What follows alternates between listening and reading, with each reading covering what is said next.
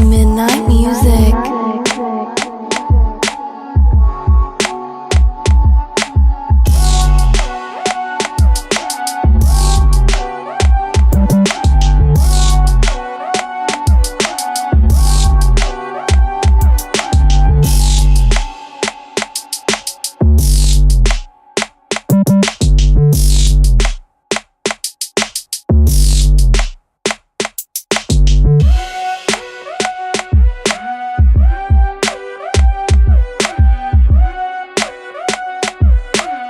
Midnight music.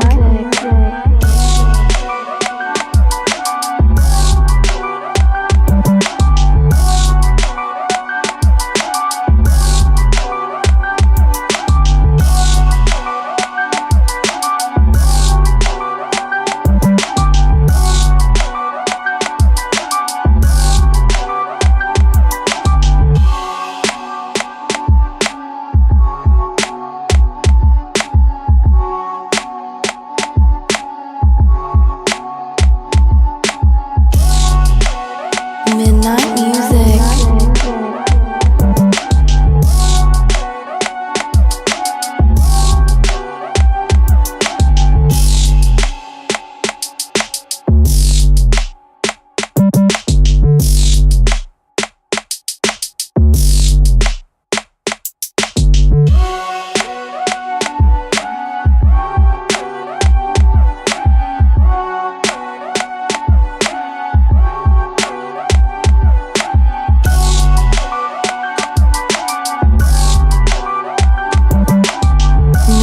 music.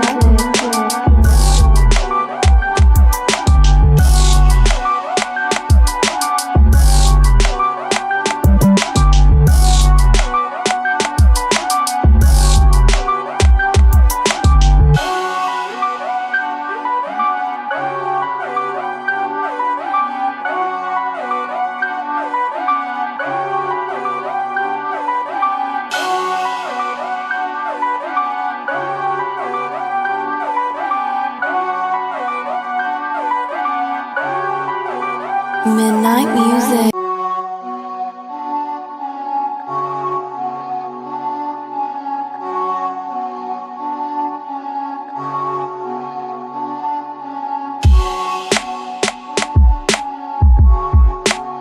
Midnight music.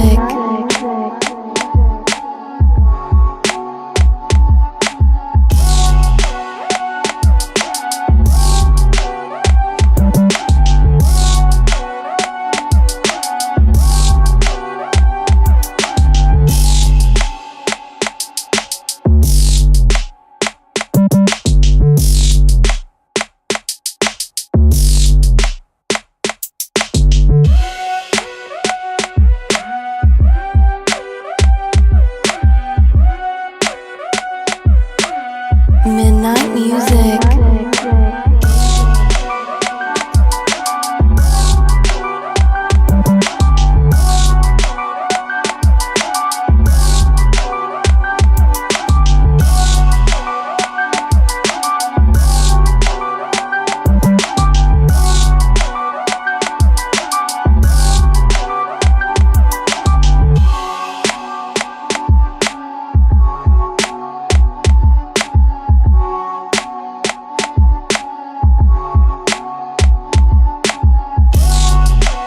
Midnight music.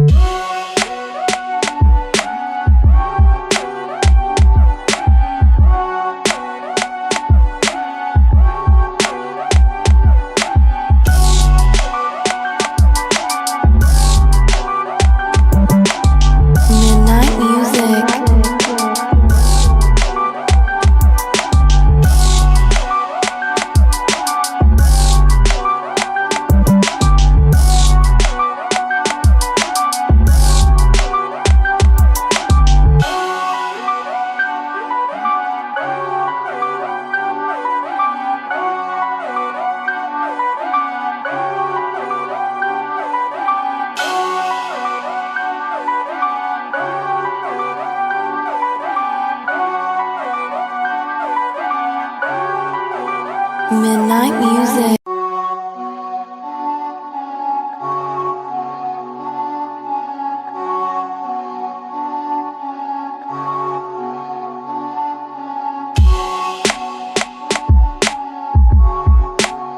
Midnight music.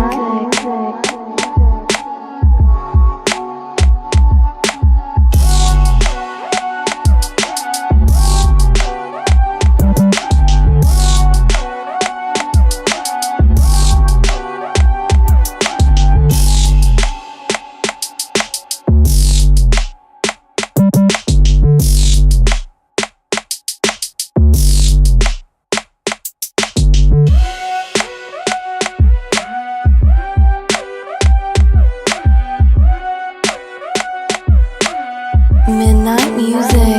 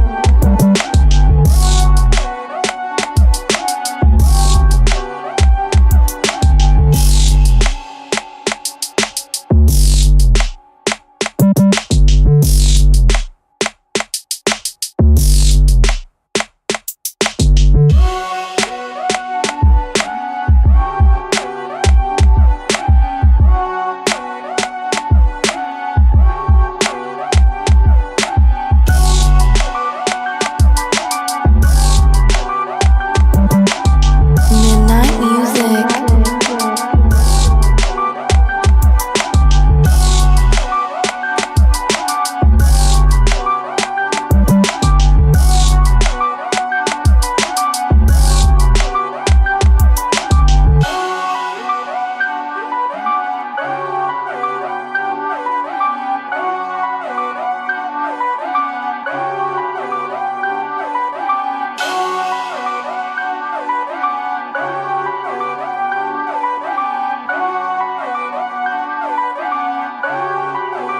Midnight music. Midnight music.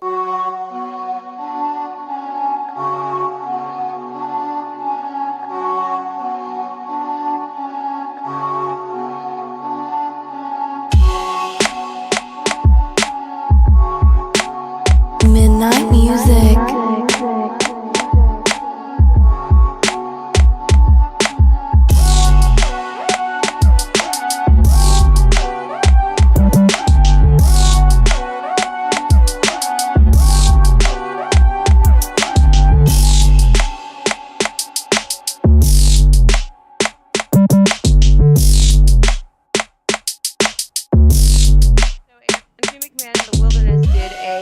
Secret show at this Mexican restaurant in fucking Pittsburgh. I saw it on there live because at that point we left the festival and we were like at McDonald's and Taco Bell like getting food because it was just game over at that point. We waited in the parking lot for like an hour before it was like safe to drive. We had all our luggage in the car, and I feel like the universe made us miss our flight Friday night because we couldn't check into the hotel until after we got out of the concert. So all our shit was in the car. So when we got in the car, we were able to change into like dry clothes. I had new shoes. Damn. It's like I was sitting comfy. So Andrew McMahon played the secret show at the Mexican restaurant. Taking Back Sunday apparently eventually played an acoustic set, and then Yellow Card played Ocean Avenue. It sounds like they only played the song, but I could be wrong because again I left. And then, like, the next day, Taking Back Sunday did a secret show in a random backyard in Lindenhurst. Wait, what? that just actually just, like, clicked in my head. Taking Back Sunday played a fucking backyard show in Lindenhurst on Sunday. That is amazing. Yes, but Adam can't sing anymore. Ew. So that was one of the reasons I wanted to see them again because I haven't seen them in a couple years, and he just like blew out his voice, so it like is not the greatest. I was just morbidly curious. He came out during the main set and just danced and didn't say anything. Huh. But it was overall super fun weekend. Lots of in the strip of Pittsburgh. They had all the Steelers stuff and like the Penguins Everything stuff. that's like, black and yellow. Literally the whole most of the strip was like black and yellow. We Sounds went to about this right. candy store called Grandpa Joe's. Called Grandpa Candy Joe's? shop, and it That was like sounds amazing. Yeah, it was like Willy Wonka themed. Nice. It was really cool. Got really good coffee down there. Def will go back. Yeah, maybe you'll run into Paige. Paige. Soraya lives down there. Soraya lives in Pittsburgh? So does Corey and Carmela. I did not know that. Yep. Also, it's super cool. All the sports stadiums are so close to each other. It's like it's really laid out well for sport. Yeah, so is Philly, which we will be talking about in just a moment. Yes. Right now.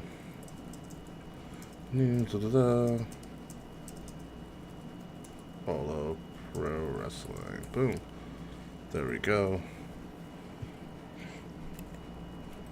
Are we Yanks losing yet, Will? I haven't checked. Yeah, they're losing 2-0. That was quick.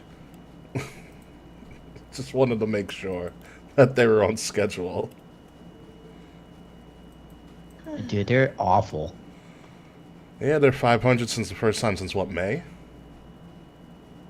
Since like the 80s? Well, no, since May of this year, they were 500. Yeah, I know. But dude, if they finish under 500, fire everybody. They are... Like the whole front office, Boone, the whole like Sean Casey, all This everybody. could be the precipice zone, because the last time they were this dismal was 95. Yeah. Then 96 came around. And then it was like all systems go. Yeah, they're awful. It's fine. I just care about its football season now. That's all that matters to me. I can't wait to see the Jets blow it with all the money they're spending. Oh, it's gonna be This is great. my- I can't wait for Well- the implosion. I officially have left the Giants behind and embracing my Okay, Jets roots. no, don't do it. Don't do it. Oh yeah. Aaron Rodgers is I'm going to back. give you false hope. I'm telling you that right now. No, I trust me. So I know how the Jets operate. They're like the Mets. It's the same thing. Yeah, and I'm also a Mets fan. My dad literally texted me last Monday. He goes, Hard Knocks on HBO tonight at 10 o'clock. And I'm like, That's Jets also have a show? that's the first indicator that they're not going to have a good season. That's what makes me so no nervous. one on Hard Knocks ever has a good season. So I It's didn't like know the Hard Madden Knocks curse was a for show. teams. Oh no. So it's so weird. Did you watch it? The first episode? No, I don't watch Either of you? Hard Knocks. I don't give a damn about Hard Yeah, I don't like Knocks. Hard Knocks either. Like it's So- semi-interesting, but not always great. Like the first Hard Knocks was fantastic. That had the 2001 Ravens, which had like Ray Lewis, Tony Saragusa, Shannon Sharp. Like that was must-see TV because they're all out of their minds. For fuck's sake. Yeah, but there are rules to like teams that can be on Hard Knocks. There's like criteria. How the fuck did the Jets make They it? fit the criteria. Essentially, you Well- have to like not have made the playoffs in the last couple of Yeah. years, and so you pretty much have to be a bad team. You gotta be bad That till the makes good sense. ones say no. Yeah, there is a legit criteria. I read it one day. So, dude, my fantasy football draft was on Monday. Why'd you guys draft so and early? I have the last pick. Wait, the last pick of the entire draft? Yeah, like so it's 14 teams. I have the last pick. That's a rough league, dude. Yeah, dude, I know it's gonna be a long season. I did fantasy wrestling a couple years ago, but Yo, fantasy football, I just Fantasy don't get wrestling was kind of dope. I Although miss it is a fantasy snake draft, wrestling. Ricky, so I get 2 picks, which is nice. It was Oh, fun. you're snake draft and you're the last pick in the round, and you're fine. Yeah. I'm gonna do auto draft. I don't know shit about football, so Yeah. Oh my god, fantasy wrestling though was really fun. It was so much fun. I lived for The it. UI kind of sucked. Like the user interface was kind of. The website was kind of. it was ugly. Yeah, it was very ugly. what was it on? I forgot. Drop your belt. It was Drop the Belt. Yeah, dropthebelt.com. dropthebelt.com. And so they split up the year into seasons. So you had WrestleMania season, which is like Royal Rumble into Rumble. Yeah, WrestleMania. big four to big four, Yeah. right? That's cool. It rules. Yeah. It fucking rules. And you got different points for different shit. It was fucking amazing. You can draft managers and all of that stuff. Let me see if Drop the Belt is still around. I don't know why I stopped fantasy wrestling. I just one day never logged in again. Let me see if it's still there real quick before we get this show on the road. It is actually still here. Oh, really? Oh, this is interesting. They've expanded Drop the Belt Into what? into different. So you can do. They switched it by the essentially the 2/3 major brands. You can do WWE, NXT, or AEW, and they all have different seasons. Oh my god, that's fun. It's blah blah blah.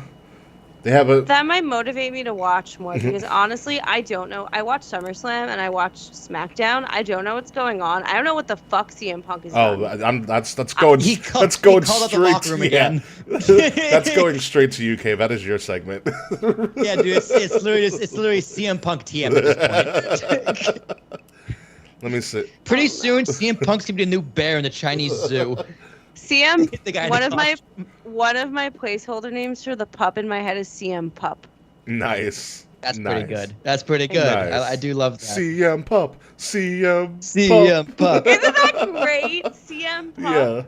Yeah, this is the first time in a long time that the whole gang's been back together. First time in like a month, I I'm believe. sorry, y'all. Me too. It's I've been gone. a rough go. So okay. So I'm having. go ahead, Kay. Well, I've been like, I'll talk to you more about it off air, but like, I've been like struggling now that I work on show days Mm-hmm. because I'm mentally done when I get here.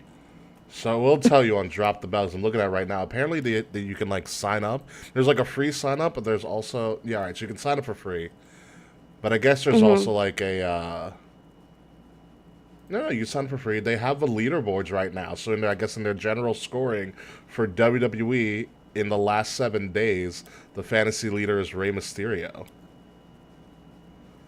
So they 'cause literally he's the champion? well also. Well, he did just win the belt. He did so just that win, helps. but like the fall season just started 2 days ago, on the 14th.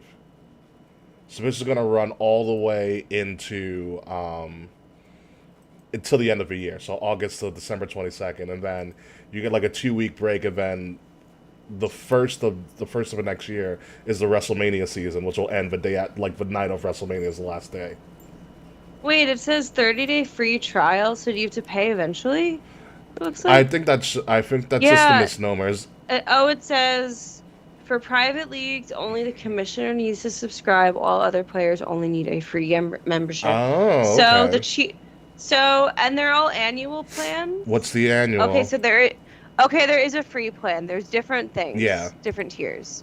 So the free plan, you sign up for free to be a member. Mhm. You join unlimited leagues commissioned by others. I don't want that. Read and comment. The next is the undercard. Free features plus. You choose what brand you want to play. And then included with each brand, you get to create a private league for you and your friends. Invite up to 1 friend for free with 2 players max. Play solo with our exclusive matchmaking leagues. 1 entry to the current season of matchmaking. 1 pick'em ticket for every pay-per-view. Unique flair, and then it's $2.99 a month. Oh, I'm looking at their tier system now. They're very creative with this. Yeah, there's a lot of different tiers. They found a way how to make money. Thank you. They found a way to make I money. brought a snack and a drink. Okay, I see what they're doing. So the highest one is the Super World Champion. Which means you can pretty That's much, you can create a private league for you and your friends, 15 players max. Mhm. It's $150 for the year. Yeah, I'm looking at the other ones. Is that the only ones that have yearly pricing? I guess so. So I have like a question as someone that like apart from like fantasy wrestling like does not fuck with fantasy. Like is that normal? Like you pay a fuck ton of money? Yeah.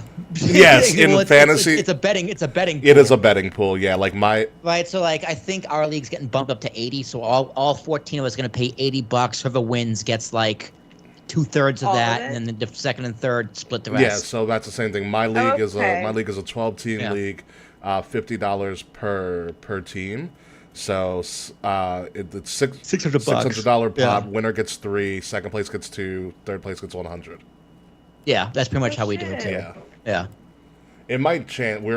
They also they get the winner also gets the 300 pot, but we have a traveling wrestling belt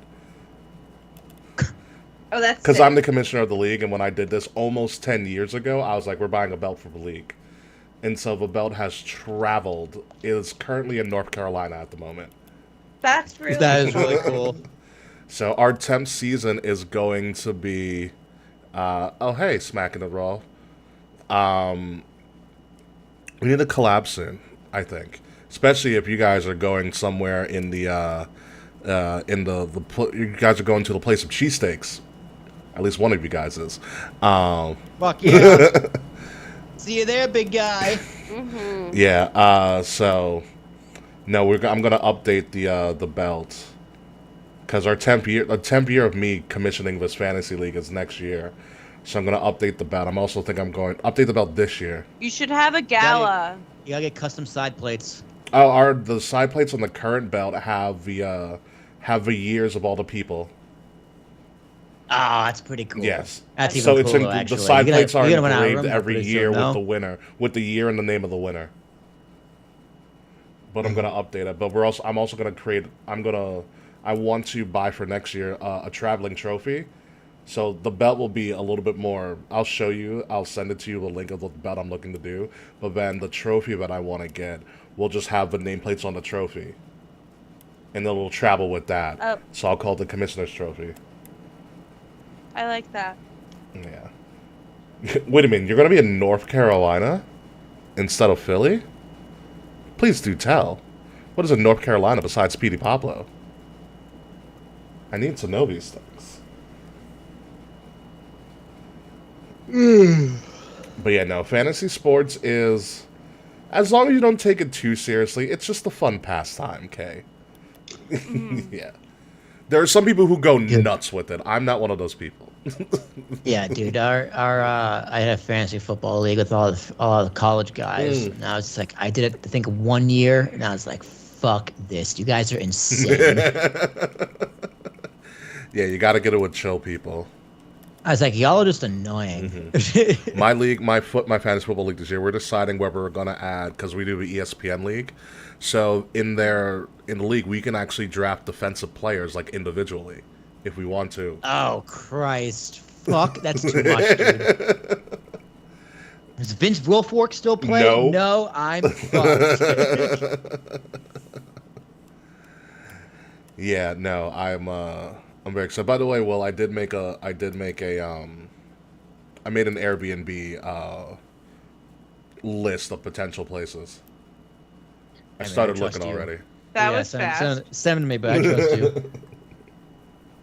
Yeah, Duke, we don't fuck around. You Yeah, know this. Yeah, you should know this by now. You I already paid for the ticket. We're locked in. yeah, baby. we're already locked in. You bought your tickets already? Yeah, that was going to be the reveal on the show, but we'll also reveal it on the show anyways. But yes, Tuesday. I was like, I think I texted Will on Tuesday at like 11. I was like, here's how much you owe me. I was like, great. Does Zelle work? Great. Here it Boom, is. done. Yeah, I will be. Yeah, we're going. We will just be purchasing at a later time because we just went away, and we'll be spending a lot of money on this dog. Well, Yeah, you will. That's a Also, fact. Kay, you know what you should, I will have. Go ahead, Kay. Sorry. Also, I will have to figure out because most likely the puppy's coming. Well, So I'm gonna have to figure my life out. it's fine if we get the.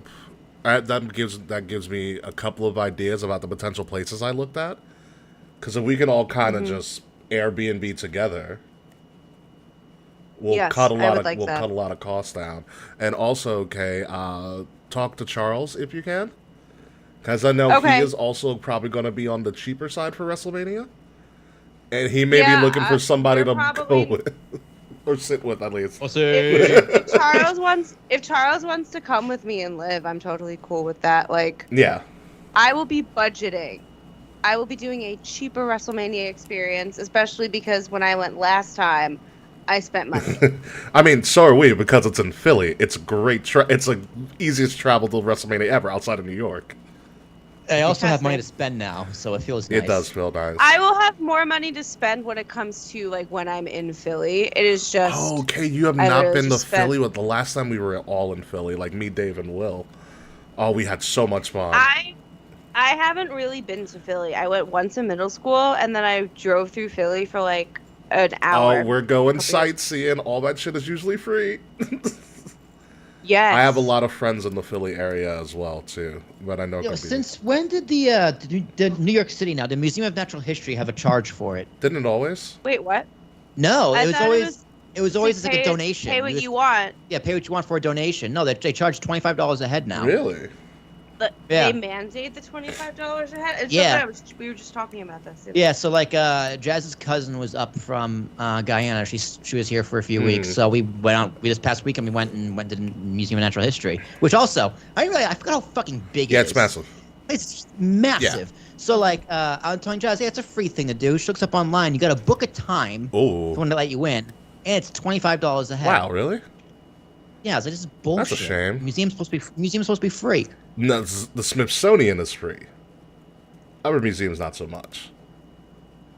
No, in the cities, a lot of the museums are you pay like the donations. Yeah, a lot. Maybe other museums are. Natural History is the best one, though, in my opinion. I fucking love Natural History. Not in New York. The only museums I've been to recently. Yeah. In Astoria, we have the Museum of the Moving Image, which is super cool. It's like film and like TV. That is really cool. Yeah. Yeah. Yeah, there's a whole Jim Henson exhibit. It fucking rips. But that costs money. And then I went to the Country Music Hall of Fame in Nashville, and that was like also $25. Interesting. Yeah, the Baseball Hall of Fame is definitely not free. My dad's a member, though. I think he gets into How's your dad a member? Is he like a baseball writer? No, you can just apply to become a member. Oh, and you can pretty much just pay for it. The Basketball Hall of Fame I went to when I was my dad took me and my cousin to the Basketball Hall of Fame. It wasn't bad. It's literally a giant basketball in the middle of Springfield, Massachusetts. That's funny, dude. Fucking Cooperstown is the best. It's just such a great little town. In the middle of upstate New York, and it's just a basic town of baseball. Yeah. Then you leave, and you're like, I just get me the fuck out of here. It's weird out here. Dwaynesburg is next door, and Dwaynesburg, New York is a weird place. I've never even heard There's of a lot of weird places in upstate New York. That's why I stay on the island. Upstate New York is a weird place. There's nothing weirder than the border of Vermont and New Hampshire. Let me tell you, the little hope to never go back. Border towns between Vermont and New Hampshire. it's weird. It's really. I never want to be that high up in the New England area. With this accent. Yeah, I've never been to New Hampshire or Vermont. New Hampshire's actually, both of them are dope. I should say both of them are really dope. Heard. It's just the border towns are a little weird. Yeah, makes sense.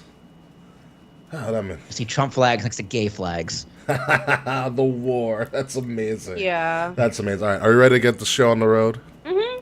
Yeah, let's do it. Let's do it on you, Will. All right, let me hit record. That should probably start yes, with that. You should. All right, 5, 4, 3, 2.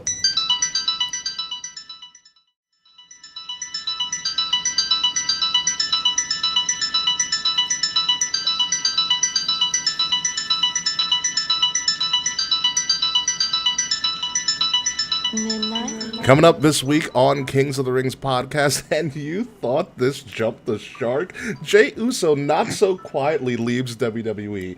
Edge might go out with a banger after banger after banger, and surprise, surprise, CM Punk threw another hissy fit. So sit back, relax, and make sure you're not indicted in Fulton County, Georgia. Sorry about that. It is episode number 350, a not-so-anniversary episode of Kings of the Rings podcast, Deuces, Uces, exclusively on Wrestle Addict Radio, and it starts right now. Literally 91 counts. Midnight music. It's a lot of fun. It is.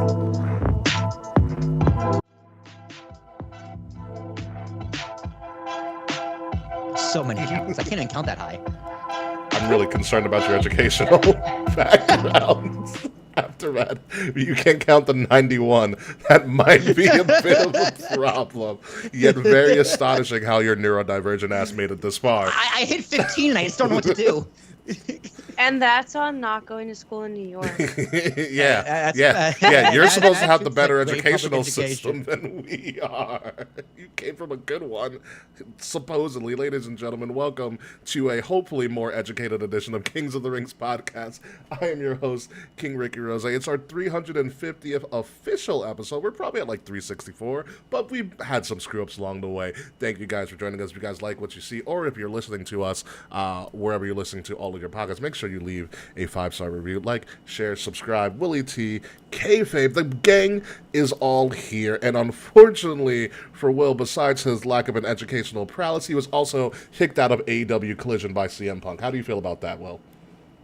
I'm trying to do math to see how many episodes we would actually be at if we never missed a week over the past 8.5 years. Because actually, this is our 8.5 year anniversary. Congratulations, I guess. It would be around 390. Yeah, it's around this time. So it was around February this time of 2015 when I started the podcast. So it'll be around. We should be on episode 390. Mm-hmm. So 40 weeks off we took off. So good old. America doesn't have paid time off, but neither do we. We need to take it off anyway. I'm Will Tarish, ladies and gentlemen. T.S. Thomas, A-R-A-S-H-E-K. I've been here for at least 330 of these things. Something like that. Yeah. Good on me. Where would I be without the love of my life, Kay Murphy? It's good to have you back. Welcome back, Kayfabe. Hi, everybody. I am glad to be back. This is, I don't know how many episodes I have been on Kings of the Rings podcast, but I have been here for 4 years already. Well over 100, I know that.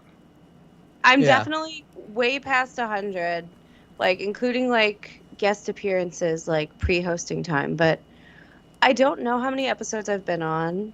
Why am I the future tag team partner of Riddle? We'll talk about it. Oh God, I think that's offensive. Everybody needs a babysitter. During my birthday week? Come on, I deserve better than this. Listen, everybody needs Riddle needs a babysitter. And it ain't me. Well, it's Drew right now, but we'll get into that a little bit later. We've got a lot of fun stuff to talk about on this show, a lot of potential predictions, a lot of fun interactive stuff, because, hey, the gang's back, gang's all back, and even Taquan is here in our comments. Thanks, Taquan. Should be a fun time antagonizing Will and his lack of an educational prowess. But before we get into all of that, we actually have some late-breaking news that was just revealed from, I believe, Bleacher Report via TMZ, literally a couple of hours ago before we were recording, and it does involve WWE Hall of Famer Tammy Sytch, formerly known as Sunny, one of the most downloaded women of the mid-90s during her era. And it states, via TMZ, former WWE diva, because she was not a female superstar, but she was a diva, Sunny is facing 25 years in prison in a DUI manslaughter case. Shut the fuck up. So I will read it to you because I literally have not got a chance to read it because I was prepping for the show. So here's what we got from TMZ Sports. Tammy Sytch, better known as Sunny, during her time in WWE, faces a maximum of 25 years in prison after pleading no contest to DUI manslaughter charges Wednesday. TMZ Sports reports that Sunny entered a no contest plea on the following charges: felony DUI causing death, 1 felony charge of driving with a license suspended causing death, 4 misdemeanor counts of DUI with damage to a person, and 2 misdemeanor charges of a DUI with damage to property. Ormond Beach Police, it's in Florida, said the 50-year-old struck the car of a 75-year-old Florida man, leading to his death in March of 2022.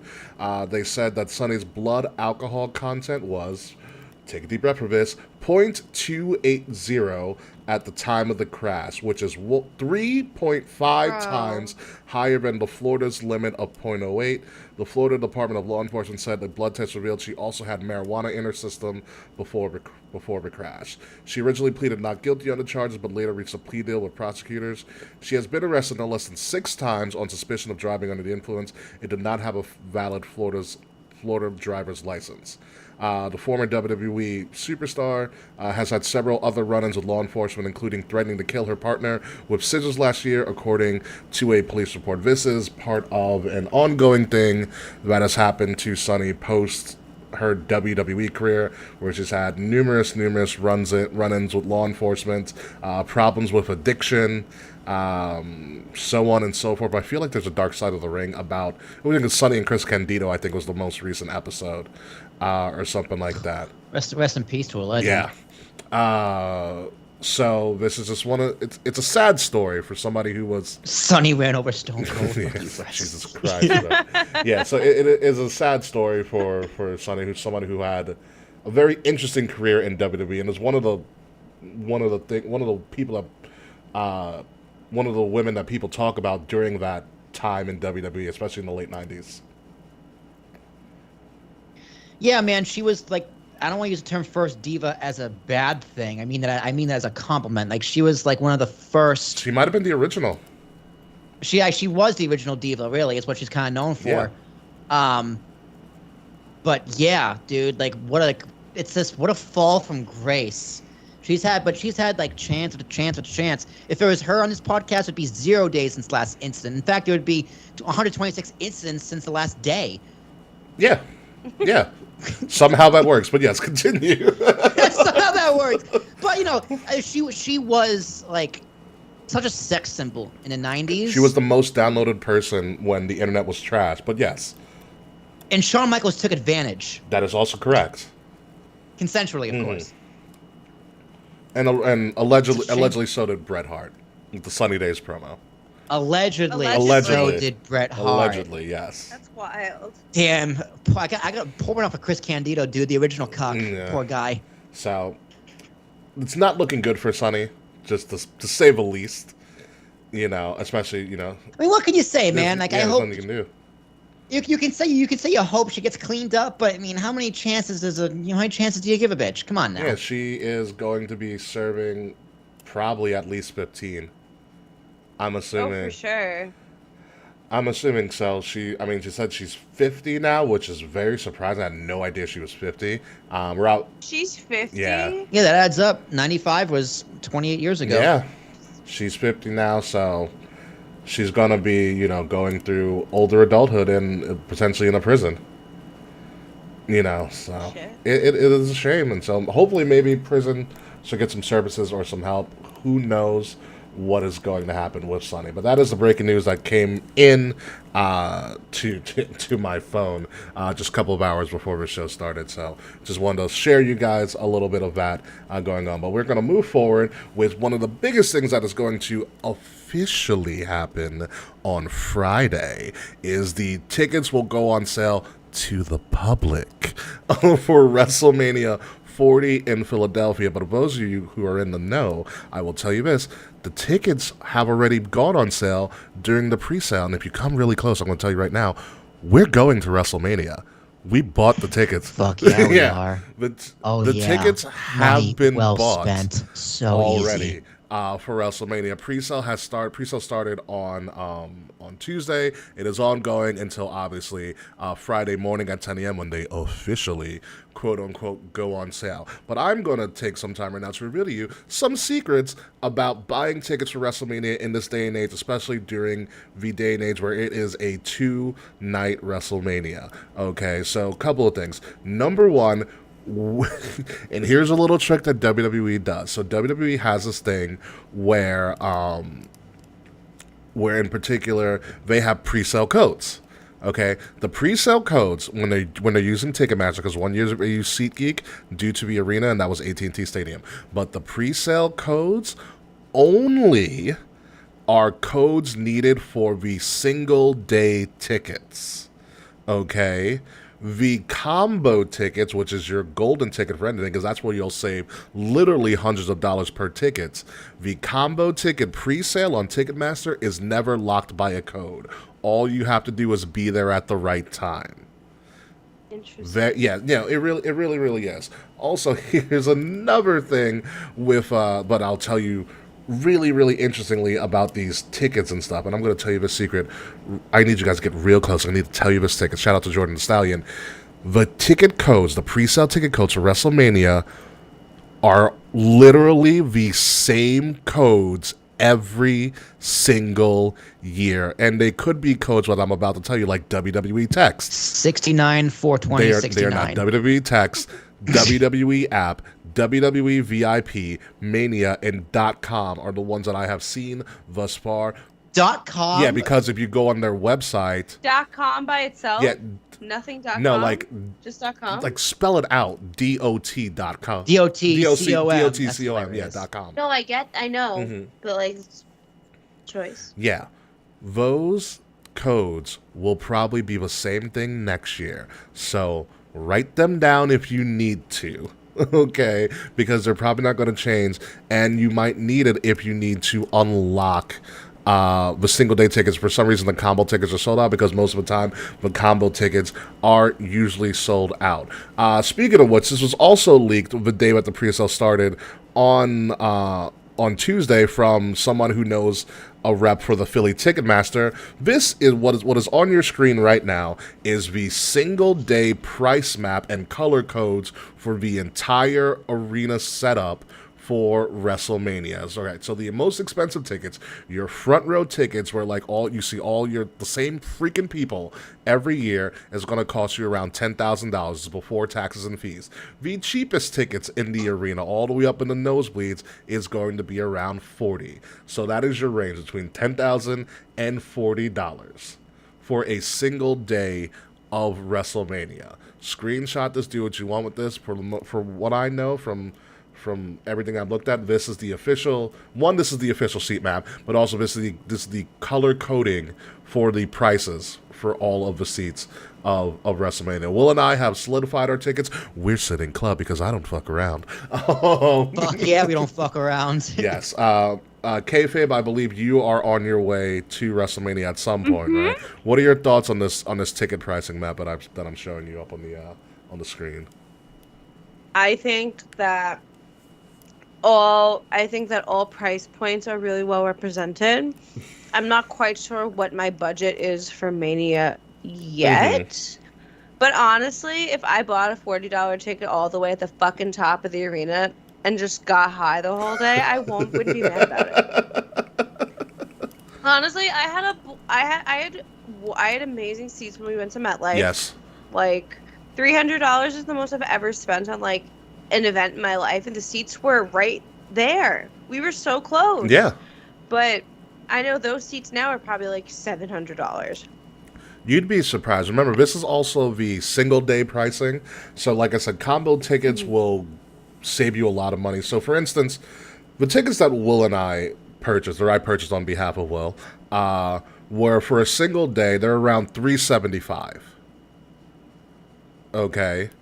Since we bought the combo tickets, obviously $375 times 2, outside of tax and fees. Essentially, It's like $750. yeah. Essentially, doing the math before tax and before fees. tax and fees, and doing the math with all of that, we save per ticket about $125 by doing the combo ticket. Yeah. So if you can, saving $250 was really nice. Yeah.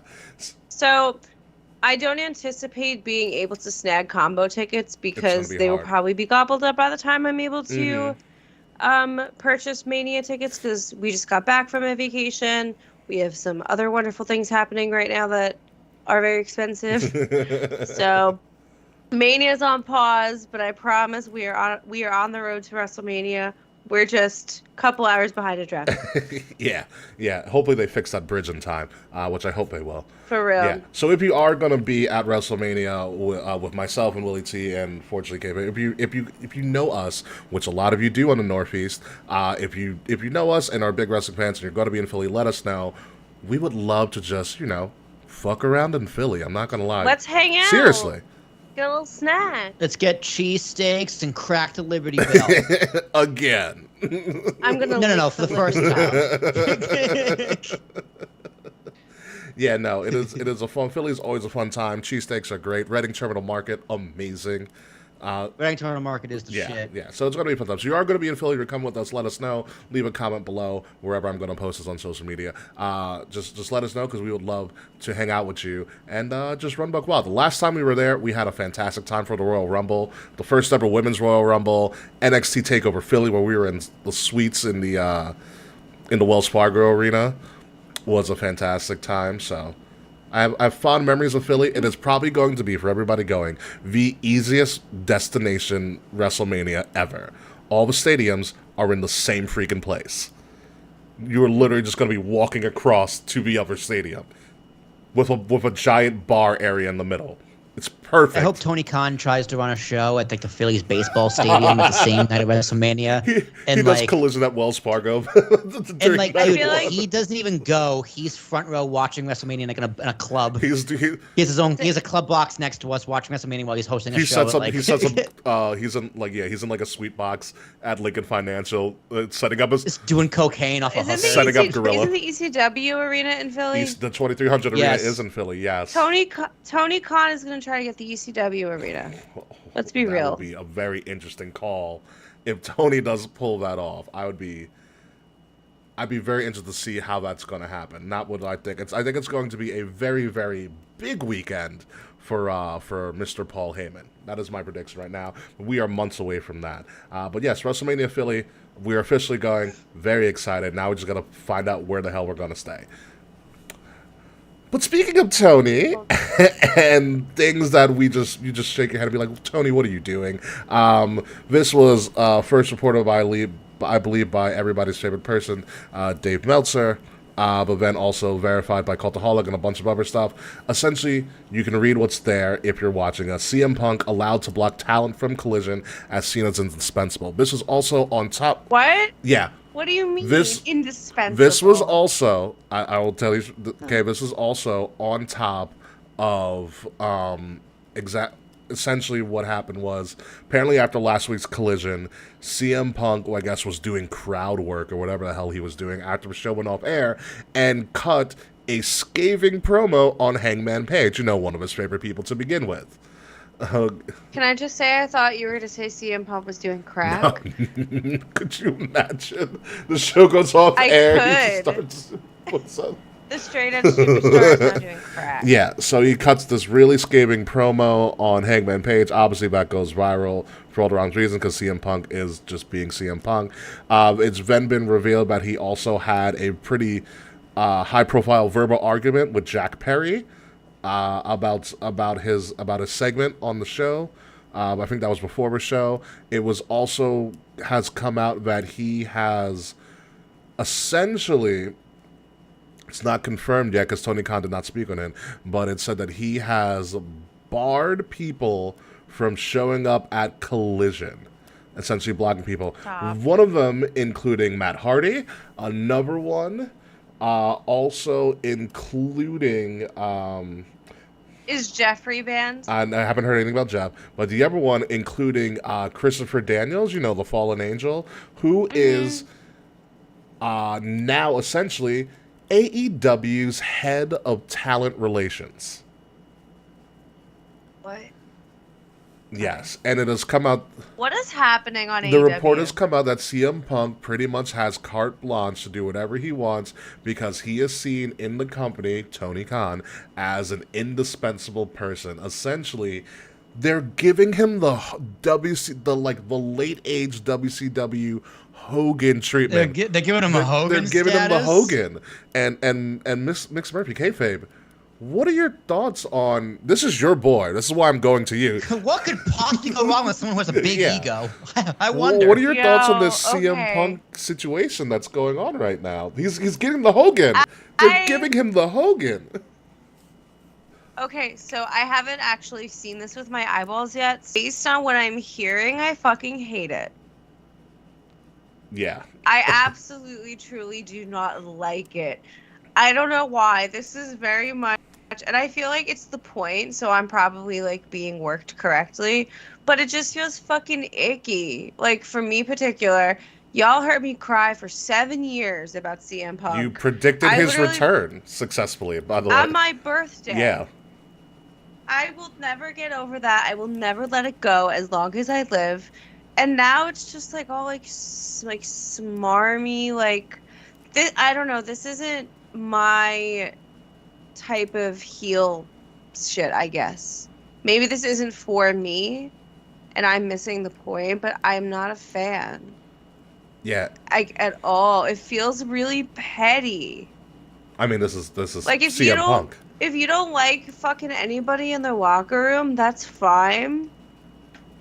But blocking talent from Collision, I feel like that's just stupid. It's feeling very like Game of Thronesy to me. It's not even blocking talent. You're blocking the head of talent relations from showing up.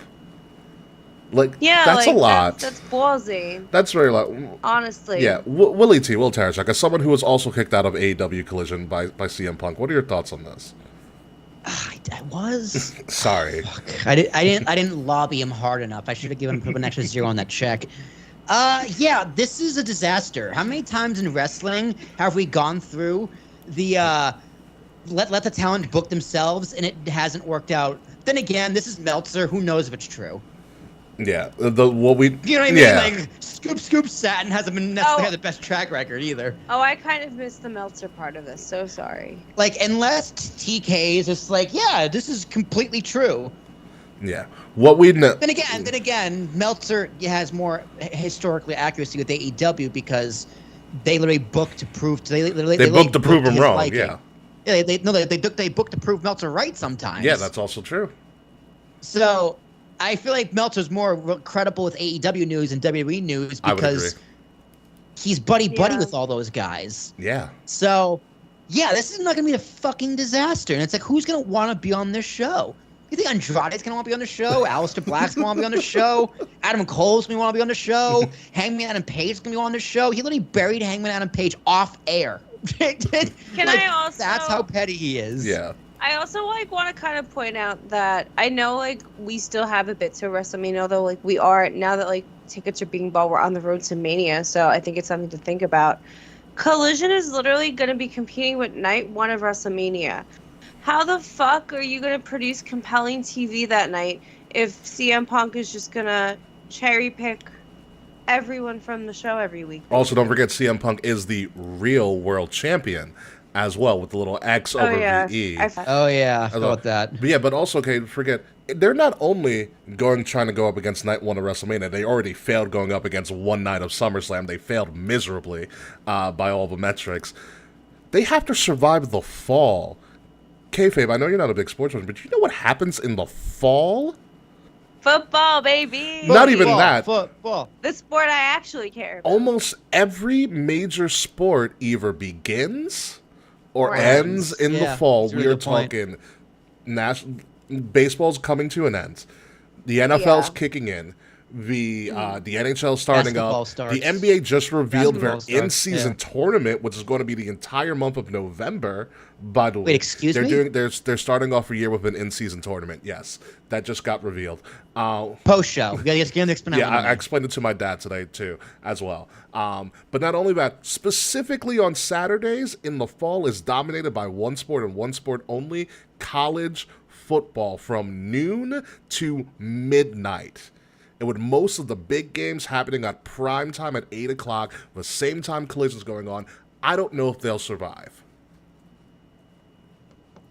Yeah, their ratings already dog shit. Doing a show on a Saturday was not the smartest move in my opinion. Saturday afternoon, great. It actually probably would have worked, to be completely honest. They should on Saturday morning. Yeah. Saturday morning wrestling I would have been up for that. I would have watched it. Screw it. I mean, what they had to do, they gotta make it like Saturday morning cartoons. Like, if you're gonna do a Saturday morning anything, you gotta televise it for kids, 8-year-olds. But AEW that's not their market, at all. I remember being a young child, Saturday mornings I used to watch what was it? What was Channel 11 before the CW? The WB. The WB used to Yes! Fucking frog. Yeah. That fucking frog made me get my ass up every Saturday morning for cartoons. Dave Chappelle hates that frog. Oh, it's so funny. Yeah, so my big thing with the CM Punk thing is again, it's Tony Khan. When is Tony Khan gonna stop being a fan and actually lay his foot down? He owns his company and he's letting the inmates run the asylum. Well, dude, he's an man himself. What do you mean? His dad runs the company. his dad bankrolls the company. Yeah, that's what I mean. You know, everyone has a boss. TK's is his dad. Yeah, his dad bankrolls the company while TK runs wild, and he's just Dude, it's only a matter of time before his dad just goes, cut the shit. Like, enough. Like, cut the shit. Enough. Enough. And it's going to be when TK visits Sonny in prison for a conjugal. And she says no. You might be right. You might be right. But I do want to know what you guys think of it, so please leave a comment below. Would you essentially allow your top talent to essentially do whatever they want? Would you ever see a top talent as indispensable? So leave a comment below. Let me know what you guys really think about that. I don't know, Ricky. Fret says Ospreay versus Jericho at Wembley. It sounds like CM Punk might have booked that match. Let me tell you what I don't want to see. I kind of want to see that. Actually, that's for me. That's just Jericho getting a paycheck, and I don't blame him for doing that. Which is good. But listen. 2 weeks ago, for Ospreay, 2 weeks ago, we didn't have a match to talk about on this card, so hopefully it moves up to something. Let's move on from AEW to the gift that keeps on giving the Bloodline storyline. Deuces, Uces, Jey Uso, for his mental health, has left WWE. WWE has played their part, and they have put Jey Uso as part of the alumni section on the website. So this is a full-blown, like, all hands on deck. People kept saying with this jump the shark at SummerSlam, you just gotta wait till it plays out. I think Jimmy, formerly known as Jimmy, now known as James Uso, because that was a James Uso move at SummerSlam, had a great reason. I don't want you to be corrupted like Roman is, so on and so forth. I kind of like where this is going. Well, you have some doubts. What's going on? I liked Jimmy's response. You call him James here. I did. I almost called him Jay, but yeah, James. Sorry, James. I like James Franco's response over there. I loved Roman's reaction. Roman's such a dick in the background. Corner, like me? What? What do you mean me? It's like he needs to eat a popcorn like Beth Phoenix did that one time, and it would have been perfect. But like I loved everything Jimmy did. Loved everything Jay did. I loved the super kick. He's like gives him a hug and his kicks him right in the teeth. I was just like, oh shit. The quitting, but why? Why quit? Because self-care is important, Will. That is true. Self-care is very important. Yeah, the quitting. They had me up until he's like deuces. I was just like, see where it goes. Like what I saw someone. I love Facebook posts about wrestling and people complaining and having silly theories. He was just like, this is where Jimmy Uso needs to go on a massive single run to get on Jay's level. Because right now, if this match happened tomorrow, it's too obvious Jay's gonna win. Yeah. Which Jimmy goes on a massive run, like beats the fuck out of Rey Mysterio, has a good U.S. title run. And then, like, Jimmy costs him the belt, Jay costs him the belt, and they have a match going into Mania. Okay, I can get with that. But, like, Jay is such a hot commodity right now. You're just going to take him off TV? Why? I don't know if he'll be completely off TV. I think he'll be on TV, but, like, he won't be a part of the roster, so it'll be, like, kind of like, oh, he bought a ticket, and now he's, like, I think he might, like, start playing mind games with his brother. All right, so how long is he out of WWE then? Longer than CM Punk during the Summer of Punk. Oh, please, at that point, please. That was like 11 days. As long as you can beat that threshold, I think that's fine. I'm interested to see where it goes, to be honest with you. I'm interested to see like how James Uso responds, what Jimmy does, what the fallout's going to be, what Roman does. I mean, let's be honest, this is all an excuse for Roman Reigns to take a little bit of a vacation, and rightfully so. He doesn't need to be in the spotlight, you know. And I'm glad that they didn't go with the I was jealous route, right? They didn't make him go uber heel. They made him a sympathetic heel. You go, okay, I get what you're saying, but you're still a piece of shit for doing it. Mm-hmm. Like there are other ways to have that conversation other than in front of 50,000 people screwing him out of like his moment of his life. But it's sports entertainment. And he's like, I didn't do this for you, Oos. What are you talking about, Oos? I did it for him, Uce. Did it because of him. And Roman's like, me? What He's like, what do you mean? Me? He's like, I don't told him. He's like, what about me? I'm great. It's like Roman's facial expressions was so good. He started laughing like That was the best part great, of it. but, Roman was like, what did I say, huh? What did I say? What did I say? I told you. I told you. And then he got kicked in the teeth. That's what got, then that's, Now it's time for you to acknowledge me. and ladies and gentlemen, that is traditional gaslighting by Roman Reigns. Of course. Kayfabe, what are your thoughts on this segment? I enjoyed it. Don't really remember it honestly because I watched it during work, It's a but lot I'm of super excited to see kicks. what's next. Yeah, it was very kicky. Yeah, and also what was pointed out to me by my friend, shout out to Charles, by the way. It looks like they're giving Jey the spear as well as part of his moveset. He's hit it pretty cleanly. Cool. He's hit it. I like that. He's hit it pretty cleanly recently. So very good for him. I'm interested to see where it goes. Makes me want to watch SmackDown. Doesn't want to make me watch it because Kevin Patrick's on it now. And I will say this on a sideburn real quick. Dude, I was so mad. Did you see Michael Cole's face? No one was more pissed than Michael Cole. Oh, in the beginning of the show, he's like, what the fuck am I doing? Well, here? here's the thing. So remember how we talked last week? How the idea was to make Cole like the face of the announce team. They made him second chair on SmackDown. Third chair, kind of. Second. Corey's always going to be third because he's the antagonist. True. They made Cole the swingman.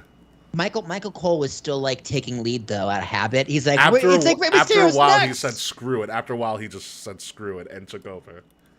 Yeah, he did. And he's kind of like going back and forth with Corey. He's like, Kevin, just shut up. Yeah. Okay, so how long before Kevin Patrick is just no longer there? He might, if he lasts to WrestleMania, I'll be surprised. I am like not a fan of him at all. He's bad. He's so dull. Ironically, he's a lot better when no one's in his ear and he's just talking. Because like I've listened to him on Corey Graves' podcast, After the Bell. He's also good on the pre-show. Yeah, like I think he does fine on the pre-show. I think he's TV. Pre-show and commentary totally different. Yeah, that's the thing. Yeah. Podcasting and commentary totally different. Yeah, because he's just always out of breath. Yeah, because I think he has an issue with someone in his ear. Because when the pre-show, he can kind of like, he can shoot the shit a little bit more. On a podcast, he can shoot the shit a little bit more, and that's where he excels. But when it's like... He's got to control Booker T. Oh, shucky ducky. It's a shucky ducky, quack, quack, segment of the night. Oh, I'm not going to lie. Outside of Caleb Braxton, that is the only reason I watch the pre-show, to see what the shucky ducky, quack, quack moment is. Dude, I love their pre-show. love Their Shucky pre-show Ducky is Quack fucking Quack, awesome, too. dude. You know, It's gonna happen tonight. then Peter Rosenberg trying to sound like eloquent. And it's just a giant cavalcade of just random characters. Sam Roberts will be there. Rosenberg's good too. I like Rosenberg's Rosenberg. wildly intelligent. He's wrote a couple of books on sports and stuff. He's actually really good. Him and Michael. Yeah, he's good. He's good with Michael K as well. He's excellent a lot of times too. With that, but yeah, no. SmackDown seems to be interesting. Also, something happening on SmackDown as well. Edge came out, surprised out of nowhere. He's like, "Oh hey, I know I'm supposed to be in Toronto next week, but I wasn't booked for the show. But I came out because he wanted to talk his shit. Because LOL, they're on a Canadian run. Essentially, what happens is Edge says the person who gave him the confidence in a really weird way is he was doing a Celtic Warrior workout video with Sheamus, which I highly recommend you look at because they're really fun. Especially because Sheamus asks every wrestler, "What's your cheat meal?" So you get, so you get to see what like Pancakes. No, I think Finn Balor's was like burgers and fries, like something really basic, like that. Bobby Lashley's is like cookies, but anywho, as I think it was documented, I believe on his 24, he was doing a video with Sheamus. They were mountain biking. He fell off the mountain bike and got hurt pretty badly, but his neck was fine and all that stuff. And Sheamus essentially was the motivator to get Edge back into the ring. Sheamus stayed with Edge for a little longer, he said like a month or so, trying to get him into wrestling shape again, and proving to Edge that he can do this again. And so he wanted to give Sheamus his kudos, but he also wanted to challenge Sheamus because I just totally slipped my mind, but Sheamus and Edge have never faced each other in a WWE ring. Well, Sheamus was Yeah, on his I way noticed up that. when Edge was on the way out. Yeah, they 2011. something like that. Yeah, they were two ships passing in the night essentially. So here's the setup, and here's where the speculation happens. Edge is going to face Sheamus, which is going to be a crazy match in and of itself. You got two guys who know how to freaking work and put on a show. They're facing Edge at Edge's second 25th anniversary special because he did one in MSG. Let's not forget. But he's doing his 25th anniversary, I guess officially in Toronto, Canada. Where he's from. Sheamus' first time ever matchup. Edge's 25th anniversary. The question that I'm going to pose to you and to all of our followers and listeners and stuff is this Edge's last match? Will Tarashon? No. No. No, I was just setting not up an on angle. fucking TV. Yeah. Do you, When you are don't they think going to- they don't think they're gonna advertise it's his last match or hype up it's his last? They're not gonna make money off his last match. Come on, Ricky, you're better than this. With someone like Edge, and we know that WWE is a very highly a meritocracy, no one's going to tell him when his last match is going to be. That too, as well. Mm-hmm. You know, If this sets up an angle, you're probably gonna unless Ridge Holland like accidentally injures him, God. Oh, Right? stop, don't say that. knock on wood. Yeah. might No, it's not happen, his though. last match. This might have a great heel turn though for Sheamus, which I think would be interesting. That would be very fun. Yeah. Super. It's like Edge versus Sheamus. I never thought I would want to see it or care to see it, or It's really interesting. Yeah. it's just like this is just out of nowhere and weird. Okay, let's see what happens. Yeah. If it's just a one-off match and that's it, like what a waste. But I think this has to set up an angle. I feel like Go ahead, Kay. I feel like WWE often is predictable and isn't like surprising in this way. So it's really nice to see such a fucking random pairing that's never happened before. Yeah. And it's gonna slap. Yeah. I think it is. I think it is going to slap. But I myself wouldn't be surprised if Edge just hangs it up. What a better way to go than in your hometown. He's probably almost done, but I think it's just he's like on the road to his retirement match, but he's not. He's just a stop. The crazy part about it is I don't foresee WWE returning to Toronto anytime soon. At all. So like No, probably yeah, not. and so if this essentially might be his last WWE match in front of his home crowd. That's probably for sure. Yeah. Sure. Possibly. Yeah, probably. You know. Come on, Ricky. You know how this works. They got to announce it. They got to do a retired tour Oh no, not where he wrestles all the people he wants to wrestle to, and he loses to Baron Yeah, Corbin. You know how that's- this works. We've been down yeah, this Kurt road. Angle did that, but that Kurt is not Edge. You know, Edge already knew he was on like borrowed time, and let's say Hey, dude, Kurt Angle's been on borrowed time since the '96 Kurt's been on Olympics, borrowed when he broke perks his since the neck. '96 Olympics. Okay, so because man, I'm just saying, I see Edge as kind of a storytelling romantic, and I can see him kind of pulling a Billy Gunn, which happened randomly on Collision, which Billy Gunn True, retired. but yeah, that's just Billy Gunn. It's not Edge. It's Billy Gunn. You know, but I'm just saying I wouldn't be surprised if this occurs. If Edge pulls a fast one. Kurt's wife got So, borrowed. God damn Probably it, the Juan. second wife. No, the first wife, I believe. Karen Jarrett. Because he got remarried, I believe. But anyway, yeah. Kurt did, yeah. It's possible Edge. Like I said, I wouldn't be surprised if this becomes a moment where Edge just calls it quits. We'll know Yeah, I know gotta if think Beth about Phoenix that is in the crowd. If Betty is there somewhere, then this might be it. That's going to be my indicator. So, moving on. Also on SmackDown. SmackDown was pretty hot this week, unlike Raw. Out of nowhere, Rey Mysterio beat Austin Theory for the U.S. title. So Rey Mysterio, after being inducted to the Hall of Fame, is still on some kind of crazy run, and he is now the United States champion. And I believe Mr. Willie T. Will Tarashuk, I believe this solidifies everything that John Cena said about Austin Theory before WrestleMania. It's looking real bad. Yeah. It's sad, man. It's a goddamn shame. Yeah. How has Austin Theory bounced back from this, man? I don't know. Yeah. Ooh, you know, it was He's about young. it was about a year He's ago when we young. had the he's buried discussion, and now look at him. That was a year ago already. Yeah, Somewhat. is that the Money in the Bank? Somewhat. Is that he Jesus lost Money in the Christ. Bank? Yeah. Yeah, it's a weird one. I wonder, is this kayfabe, is this a better thing for Rey Mysterio or a worse thing for Austin Theory?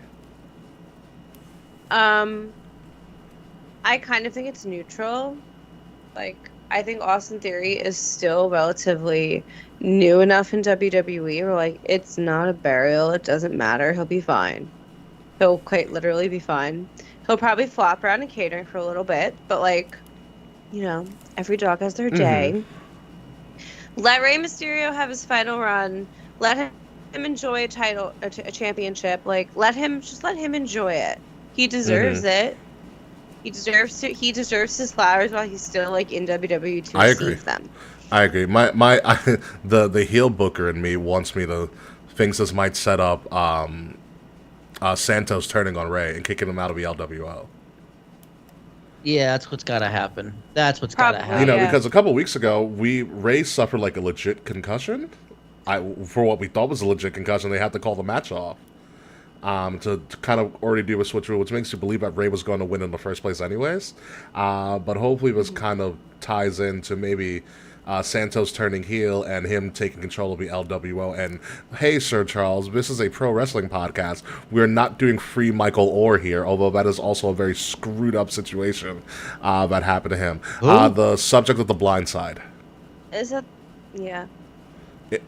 Oh, I've roughly heard. Yeah. We'll talk about it on the post show, all that fun stuff. But congratulations to Rey Mysterio. He is now, I don't even know how many times he's a U.S. champion. Cool. I guess did he ever win the U.S. title before? I remember he was IC for a very long time. I thought so. Maybe He might have had it in WCW. Maybe because I know this will if this is his first U.S. title run, this does make him a Grand Slam. Congratulations to Rey. Yes, would make a Grand Slam. It would make him actually be a Grand Slam as kayfabe was looking it up. We are going to move on to Triple H was right, folks, about Becky Lynch and Trish Stratus moving their match, or allegedly moving their match that was never announced for SummerSlam, or a card was never announced for SummerSlam, moving it to Raw. Yes, kayfabe, what do you got for me? According to Wikipedia, it says he is currently signed to WWE, where he performs on the SmackDown brand and is the current WWE United States Champion in his third reign. Third reign. Okay. Thank you for that. From the Department of Corrections, Mix Murphy. Thank you. The fact-checking department. The Department of Corrections. That's So, and also from our department, Fred saying Ray never had the U.S. WCW title. But Joe beat him for the title at Mania. That's right, Samoa Joe did beat him. Oh, that's right. We were there. That was the match that got cut for time. That was the quick match that got cut for time. I remember that. But yes, Trish Stratus and Becky Lynch, their match got moved to Canada in Winnipeg, which is an unenthusiastic crowd, which didn't help them. It actually kind of went to a dusty finish where they were fighting. They were fighting outside in a merchandise store. Speaking of merchandise, Becky Lynch now has literally a T-shirt with a giant lemon on it. Oh my God! As the pettiness continues between Becky Lynch and Triple H. So, Kay, have you been informed of this Becky Lynch and Triple H pettiness has been going back and forth? I saw on like Instagram that she did the spit with lemonade. Yes. So I'll explain to you really quickly, kayfabe. So essentially, people were getting upset that how come Trish Stratus and Becky Lynch weren't on the SummerSlam card. So Triple H was asked about this indirectly at the press conference, and Triple H was like, well, number one, we didn't actually announce a card, ever. We never announced a card, ever. And he said pretty much number two, like, okay, yeah. He said we didn't announce a card. He said we have so much talent that when you go from 2 nights of WrestleMania easily to a one-night show, people are going to get cut. Not everybody's going to make it. He also Okay, but why is it never men that are getting He cut? also, because essentially what he said is like they overbook on purpose. They see what the best feuds are. The best ones always will make it, usually to a PLE. But he also said, hey, even though SummerSlam just ended, we got to do another show we got another major show in 4 weeks.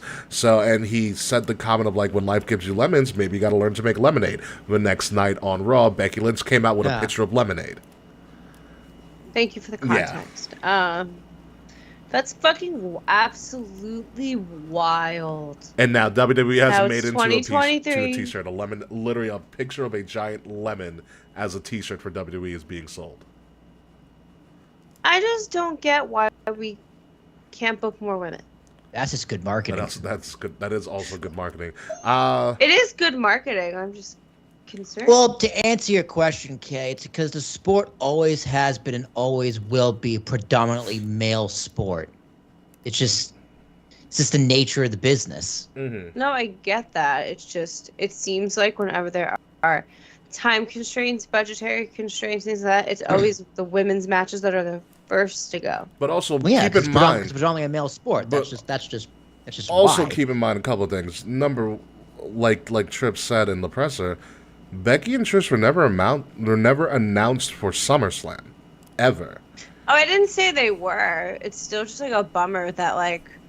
Yeah, it's safe to assume that though that they got cut, like because you can't get like it's to safe, get it's cut. safe to assume that they would have been booked on the card. I know technically you're right, Yeah. Ricky, but like do a little inferring here. That's what I'm looking for. Make an inference. There you go, inference. There you go. Use that. It can only count on 15 education. like if it were like on this show, we were saying that we're assuming this is going to SummerSlam. Like we saw the writing on the wall. We assumed, now, yeah. you are technically correct. Yes. That the card was never announced.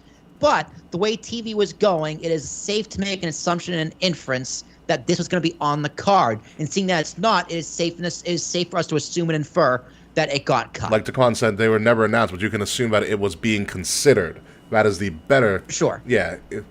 And maybe it probably was being considered, and they said, okay, we have, what did they have, like, 8 other hotter rivalries going? Yeah. And to Kay's point, yeah, they wish like a different men's match would have been cut. But Cameron, let me ask you, which one? Yeah, which one are you cutting from that card? I don't remember the card. You have the Slim Jim Battle Royal, which Slim Jim was given I would have cut that Slim one. Jim's But then people would have been mad. Well, yeah, but the LA. But do you do that at the risk of how over and hot LA Night is? you also do not cut somebody who's giving you money. Slim Jim is a sponsor. They were giving them millions of dollars. God damn it! To be on there. I'm not gonna lie, Kay. He's right. Yeah. But then again, could Slim Jim have sponsored this match where there's too much violence or fucking whatever? I don't know. If I'm giving you millions of dollars, you're gonna listen to what I want to do. Yeah, fair. So and if your answer is you're gonna cut this other match because it's a man's match, you want to get more on the card. Personally, I don't think that's a good enough reason to cut something.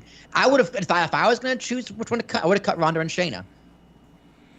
Yeah, looking back at it, you might have been able to. In hindsight, that's the easier thing to say. But for the build, like Ricky said, that video package was just fucking phenomenal. In the moment, it wasn't a terrible decision. Yeah, and you kind of live and die by what happens afterwards. Like you do it what you can. Yeah. And you gave it a bigger stage as to what's being moved forward. So it's not like you did him a favor, but you're making up for it in the very least. Yeah, I think the issue especially with in particular the women's booking outside of them not having a mid-card title and the flip-flop of a tag team titles or the cursing of a tag team titles is that I think the people trying to tell the female stories aren't actually female-bodied individuals in the writer's room. And I think there is a way. You can correct me if I'm wrong, Kay, because I knew you have grown up, femme. That it's a certain way of telling a female story, but as compared to telling a male story. Yeah, a man couldn't have made Barbie. Yeah.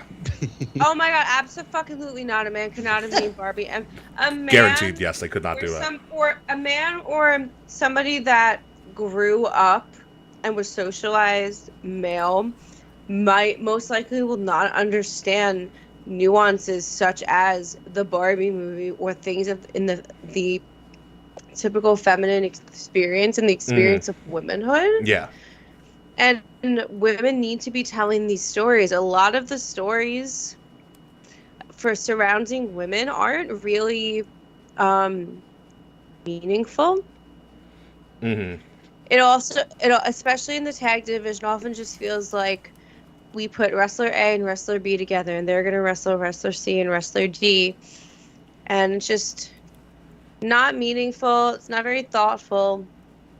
Like, look at the fucking Lana Bobby Lashley story. Let's not, but I know where you're going. Or Lacey Evans, Ric Flair. Yes, Oh my Lacey God. Evans, Ric Lacey Flair. Evans Flair. Wow. What a.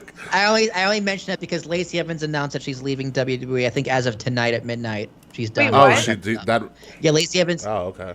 Lacey Evans is out. Like her contract expires, I think tonight or last night or tomorrow night at midnight, and she's not renewing. Well, Oh shit! they did. There was too much split flap. I thought she had a lot of potential, but I think she was mishandled. They did her dirty, Yeah. man. They should have kept the sassy They Southern did. belt. I 'cause it agree. was The so Sassy Southern perfect. Belle, I think, was tailor made for her over a long run. I It was was not a fucking fan. perfect. I wasn't a fan of her in like any Much way. to the behest, but they much to the behest buffed her of too Dave. much. Much to the behest of Dave. Yeah, but no. You're nasty. Yeah, I loved the Nasty. nasty. Yes. Yeah, but back to the original Yeah. point, though, I completely agree. Yeah, I think you definitely need more female writers writing for these women because it's easier and it's better. Yeah. For sure, absolutely. That's just when it comes to artistic values like that, yeah, that makes sense. 'Cause every art comes from personal experience. It's very hard for me to write from the perspective of a woman because I'm not. Yes, that is, You know that what is I mean? also Like, correct. It's possible. It's like if I say a group with 5 sisters, Mhm. right? It'd be easy. It would be easier.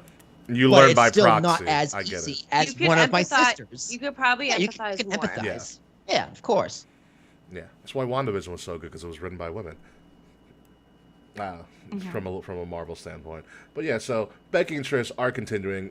One can assume that it might be considered for payback if I'm using Taquan's words.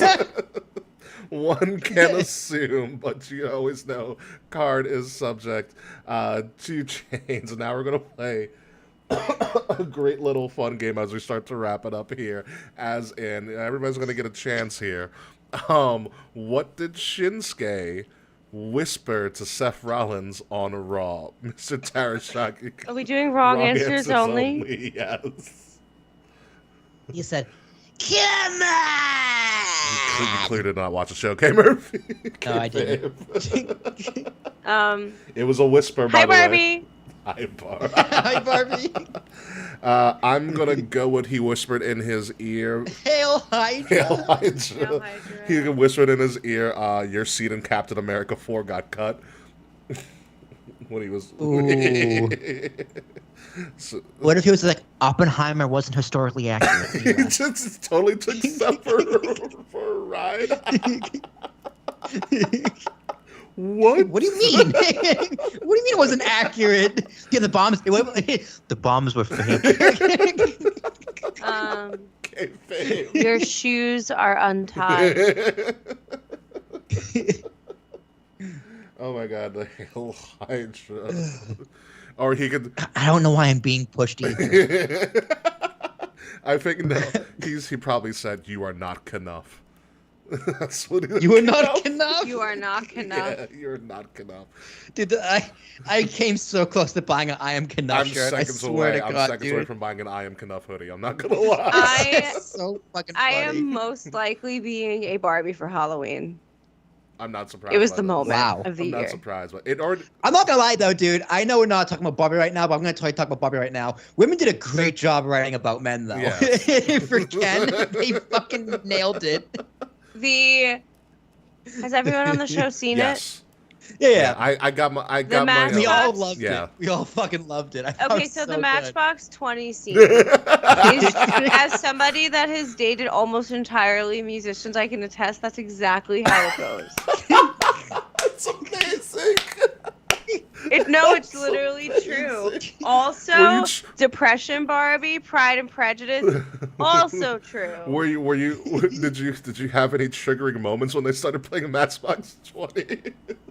Honestly, I was relieved it wasn't Wonderwall. That's also very true. That's the other one. It's even Kate pulled out their ukulele and then started jamming.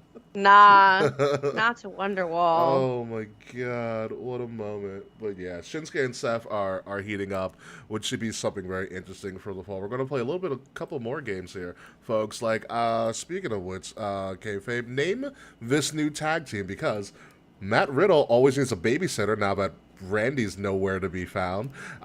So they stuck him with Drew. So name this tag. I already have a name. Bro Seinen. What is it? Dribble. Bo Seinen. Okay. I said Bro Seinen. Bro Seinen. I actually kind of like that. Bro Seinen. Yeah. Lil Terrashock, what's yours? Not too bad. Dude, it's driddle. Dude, these guys are just straight driddle. I don't even know if that's a word. I'm making one Which is up. a shame Driddle. because Drew had a fantastic match with Gunther. He was like, wow. You Yeah, went to Riddle? if there is ever a style that's gonna make me regret signing on WWE, this would be it. Matt Entire. I have the winner for McIntyre is McIntyre's not bad. I have the winner for everybody right now. Catering Bros is pretty good. Here we go. Mick Griddle. 5. Riddle. Mick. 5. Drew McIntyre. Might be trademarked. It might be trademarked. Don't tell Elon Musk. I'm deceased. Mick Riddle. or Mick Riddle. You can do Mick Riddle. Mick Riddle would Mick be Riddle. good. Yeah. Damn, dude. What a shame this is. Just look at this. Even the refs is like, this is so bad. I feel like Drew McIntyre has just been on this roller coaster for so fucking long, where he's either in a really compelling story or absolute horseshit. Yeah, sounds about right. Yeah, that is spot on, K Murphy. It's gonna be bad. 5. Yeah, it is a shame. And last but not least, we're going to name this tag team, because now that Sonya Deville has tore her ACL after winning her first ever championship, Chelsea needed a new tag team partner. And Chelsea, listen, say what you want about Chelsea Green, she's actually pretty successful when you look at her career accolades. She main evented Lucha Underground one year, which is kind of crazy. Wait, was she Sexy Star? She was not Sexy Star, I believe. I forgot what Lucha Underground knew. No, isn't she have like problems with the law too? No, Sexy Star is a Sexy bad, Star's a locker room. Yeah. She's just a bitch. Yeah, Sexy Star was shooting on people in the ring. Isn't Sexy Star like banned in like every other? That's what it was. She'd shoot on you in the ring and like actually hit you. Yeah, and shit. she was shooting on people in the ring. No. Yeah. So anyway, Chelsea. Well, Piper Niven, she looks great. Looks like she lost a bunch of weight. She did drop a considerable amount of weight, but essentially Chelsea needed a new partner. Piper Niven showed up after beating down my favorite short women, Casey Catanzaro or Katana Chance and Kaden Carter, when they were going to challenge Chelsea. For a hot second, I thought it was Nia Jax returning, and I was like, oh crap, because they have the same kind of bodysuit look. And yeah, I was like, they do the same kind of bodysuit. If they like just showed like the legs. Yeah, you saw the middle of the body, so like it was a real quick flash, and I was like, you couldn't really tell. Yeah, I tell you what, I was. I'd have been like Nia, and it was like it was Piper, and I was like, oh, she's like I'm your new partner now, which is great. But Chelsea Green is a hashtag queen. She was like, maybe I'll do a competition called Chelsea's Got Talent, and people that's already been on Chelsea's Got Talent is Ciampa and R-Truth submitted a video submission to be her tag team partner. Man, poor Ciampa. I believe we are going to set up a DIY reunion. But wrong answers only. We gotta wait for Sammy and KO to come back first. I think they're both hurt. Sammy and KO. No, Sammy's wrestling. KO is hurt. His ribs or something something like that. Okay, what's this name tag team? match? Name this tag team. This is a brand new tag team. Wrong answers only. Kayfabe. Oh man. I wish it wasn't me. Blue Steel. All right, fair enough. Smoking pipe. What? She's smoking hot, and her name's Piper. Smoking pipe. Ah, I like that. Green Queens. Wait, you said Green Queens? I did. Why green? Chelsea Green. Chelsea Green. Queens. Okay. How about Matt Cardona's dream threesome? Too long of a name. Too long. 2 girls, 1 cup. Woo! 2 girls, 1 cup. I did. I thought you were kind of using that as a reference piece, but I guess not. I was going to say like 2 girls, 1 title. 2 girls, 1 title. Yeah, 2 girls, 1 title. I want to do something with like Dewdrop or Green Drop or something like that. Reverse the curse. I really hope they reverse the curse or something, or just give it to Kaden Carter and Katana Chance, aka Casey Catanzaro. You know, like a real tag team. I forgot they're on the main honestly, roster. because they haven't. Honestly, I did too, because they just popped up out of Me nowhere. too. Because they didn't really give them much of anything, unless they're hurt or we're deciding to finally like really give him a chance to give him to do something. Dude, Kaden Carter is just like out at nightclubs every single night with all her friends, just shaking her ass on Partying Instagram. all the time. It's like, don't Good you for like do her. you not wrestle ever? Listen, she can do whatever she wants. Kaden Carter is a beautiful woman, great basketball player too. Yeah. Absolutely great basketball player. Yeah. So yeah, Chelsea Green, Piper Niven Yeah. are your new women's tag team champions as that hot potato curse continues along. But I'm glad for Piper Niven. Like I said, like you said, Will, she looks fantastic. She looks really good. Yeah. She does. She looks great. I'm glad she took her time off TV. She actually I don't know. like wanted to better I herself. don't know if she was injured or not, because she did make that return as Piper Niven at the Rumble, and then she really wasn't seen. So maybe it was like kind of a one-time thing, and then they. Wyatt's had nothing Yeah. for her, but no, she looks great. I hope she keeps it which up. is fine. Keep it up for her. Yeah. So, with that being said, folks, we are done this week. That is all we have. This is bullshit, You want to talk more about CM Punk? Honestly, no, I gotta be up early tomorrow. So quick Of course pre-show. you do. Yeah, I'll show you some fun stuff on the post show and all of that good stuff. You can explain to me what the NBA is Yes. doing, and then this Michael Oher Michael thing. Orr. Or Yeah, excuse it's a me. weird. Yeah. Apologies, Michael. The Michael Orr one will be a little bit easier to kind of explain. But yeah, I will be dipping for the post show. you've had a long couple of weeks. It's been a day. Yeah. I need to go eat. That too. I almost took a picture of my dinner tonight. Kay, I made a really thick steak. Oh, that sounds very Oh, it's good. fantastic. I'm making another one tomorrow. Maybe I'll send you a picture.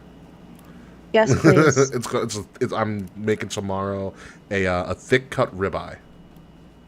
Oh, that sounds really yeah. good. Oh yeah, I cannot wait. I cannot wait for it. But until then, folks, it's time to get the show on the road with potentially a quick post show. So, Mr. Tarashak, if you may say. We're gonna do a post show for 91 minutes, 1 minute for each segment. That's the only I can count for. Oh my gosh. Oh, by the way, Kay, I bought a squatty potty the other week. Changed my life. I'll tell you later. Ladies and gentlemen, you have been listening to the King of the Rings podcast, a not-so-special episode of 350 Deuces, Uces. Even though we're throwing up a deuce, we are not going anywhere like CM Punk's career. I've been your host, King Ricky Rose. You can find me at Ambassador Biggs across all social media outlets whenever I decide to return. Find Kings of the Rings podcast at KOTR_podcast across all social media outlets. Like, share, subscribe, leave us 5-star reviews. The links are in the description below, as well as links to some of our fantastic merchandise. If you're listening to us, number one, thank you. If you're watching us, thank you again. Please leave, like I said, leave a 5-star review, like, share, subscribe. But if you're listening to us, make sure you're listening to us on Wrestle Addict Radio, the cure for the common wrestling podcast. We're not talking about that Texas Deathmatch Massacre match or whatever it is. I don't care about it, friends. And follow Wrestle Addict Radio at addict_wrestle on Twitter, and Wrestle Addict Radio everywhere else. Links to all of that stuff is in the description below. Will Tarashak. I forgot to talk about that Texas Deathmatch Massacre match because I don't care for it. I didn't even know that was a thing. Yeah, it's Jeff Jarrett versus Jeff Hardy. God. That's so weird. Wow, 1999 called and they're like, you know what? You can have it. You can just leave it up 24 years in the future, and we're just gonna leave it there. But ladies and gentlemen, my name is Will Tarashuk, Tisa Thomas, ARASHUK. 24 years from now, I'll be sitting maybe in this chair, not in this room, hopefully, but in a chair, talking on a microphone. That's just what I do. And yeah, stuff going on with me. So thank everybody who supports my business, making sure that all my clients made sure I can pay for WrestleMania quite easily. Very so I'm glad easily. the work I do finally fucking pays off. K Murphy. Hello. I, as always, am too high for the end of the show, but it's my birthday week. Yeah, it is. I turned 32 on Sunday. You don't look a day past 24. I know. It's so great. It's great. I still get carded. Wow. We are going to see Sweeney Todd tomorrow on Broadway, and I'm so fucking excited. You're gonna have the time of your life. I'm gonna sob my eyes out. You can say happy birthday to me on Instagram at K_Fabe. And yeah. I'll give you a call for your birthday is what I'll do. That would be so nice. Thank you. I love a nice call. I call people I care about. That's why I don't. That's so why I don't call personal. Will. Text me. It's fine. I'm an adult. Exactly. When we come back next week, we'll actually see if Edge is retiring, if CM Punk has kicked somebody else out of AEW Collision at least, and what's going on with Jey and James Uso. But there's one thing that we do know, folks, is that we will be seeing you at WrestleMania in Philadelphia. So until then, folks, goodbye, good night. We'll see you soon. And one person I really hope doesn't show up in Philly, but actually secretly kind of do, because I can finally tell him to his face, is Slack, because fuck you, Slack. We'll see you next week.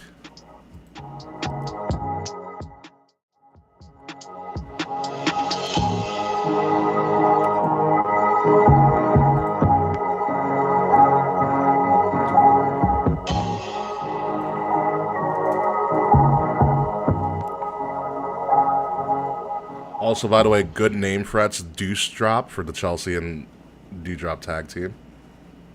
Deuce Drop is a pretty good one. Also, Kay, On that note, what I was going to tell you before is, two things before you leave. Number one, I bought a Squatty Potty the other week. Freaking fantastic. How is it? Life-changing, to be completely honest with you. okay. I've been considering it for a Definitely while. do it. Mine comes with a nightlights, with a motion sensor nightlights, so I know where the potty is. So Ooh, that's fancy. I will Yes. look into that. And number two, I've been trying to invest in buying some CBD, but I'll tell you how that goes. Let me know how that goes. I will. I'm looking into. I don't know that much I'm about looking it. into a product called Sunday Scaries.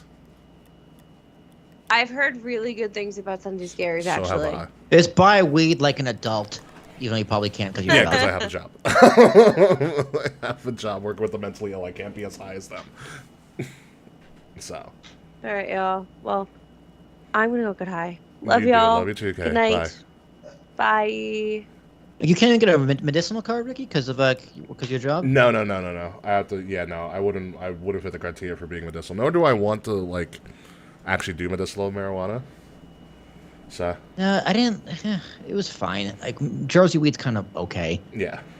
So, so you want to hear about Michael Lawrence? You remember the guy from The Blind Side? Vaguely. The movie that Sandra Bullock got a Best Actress nod for.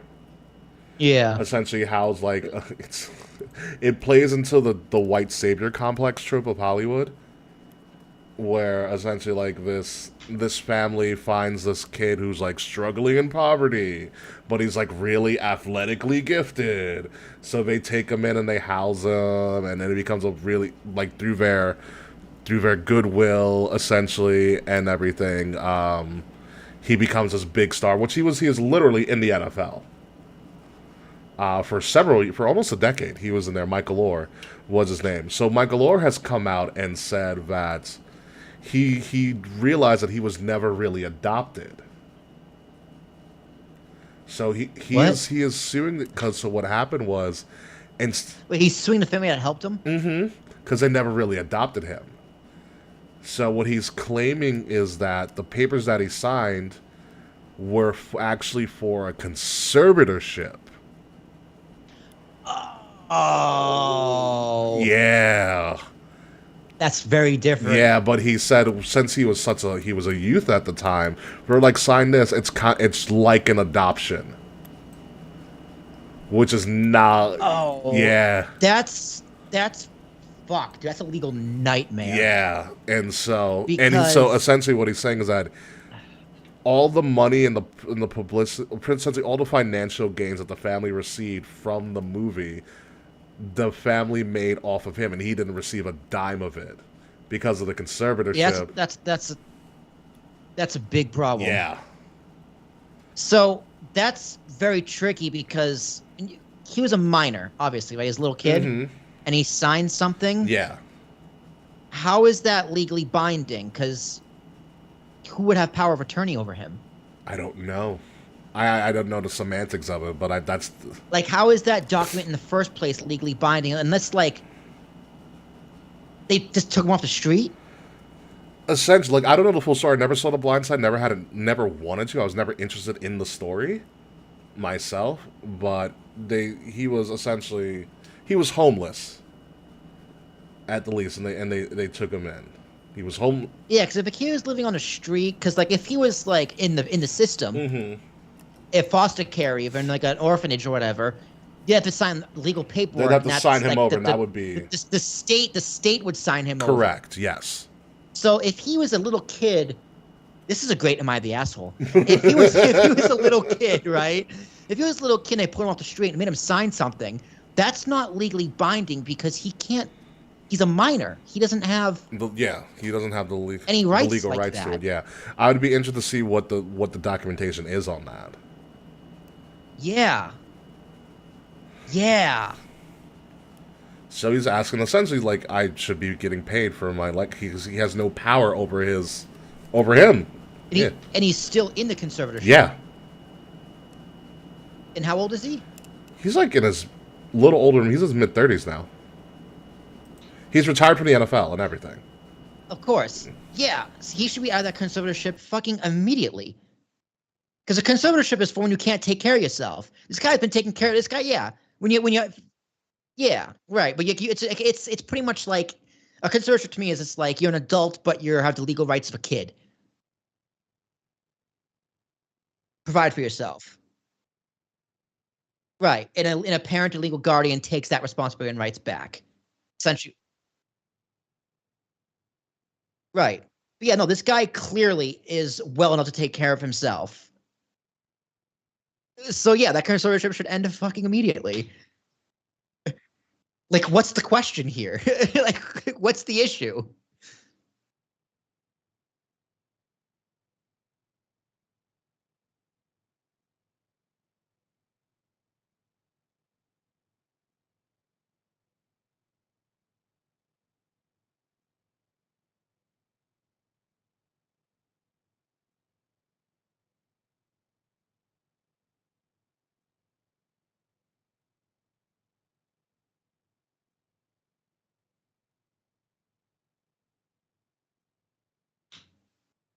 Yeah, that's really hard because the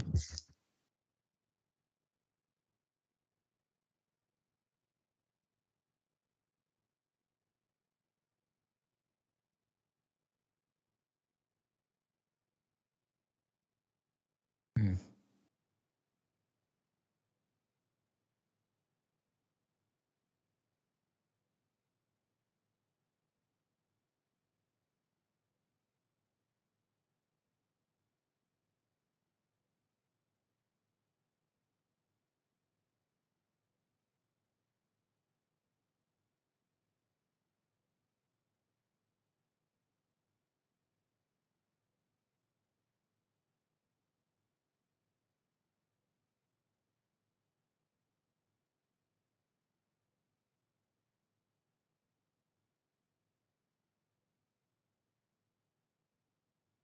Interesting.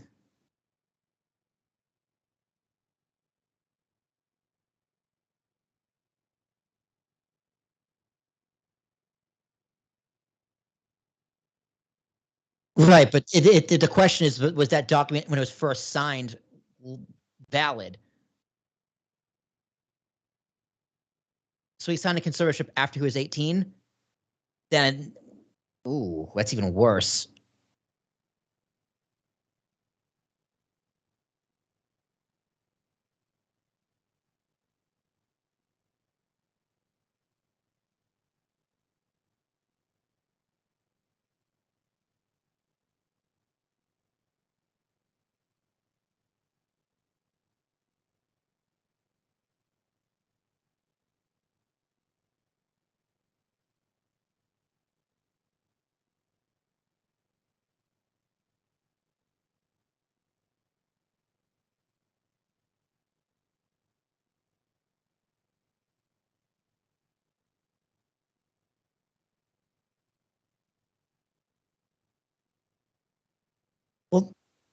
Well, if you're 18, dude, you didn't read it. That's kind of on you. Like, yeah, you were lied to, but if you just read the papers, you would have known you were lied to.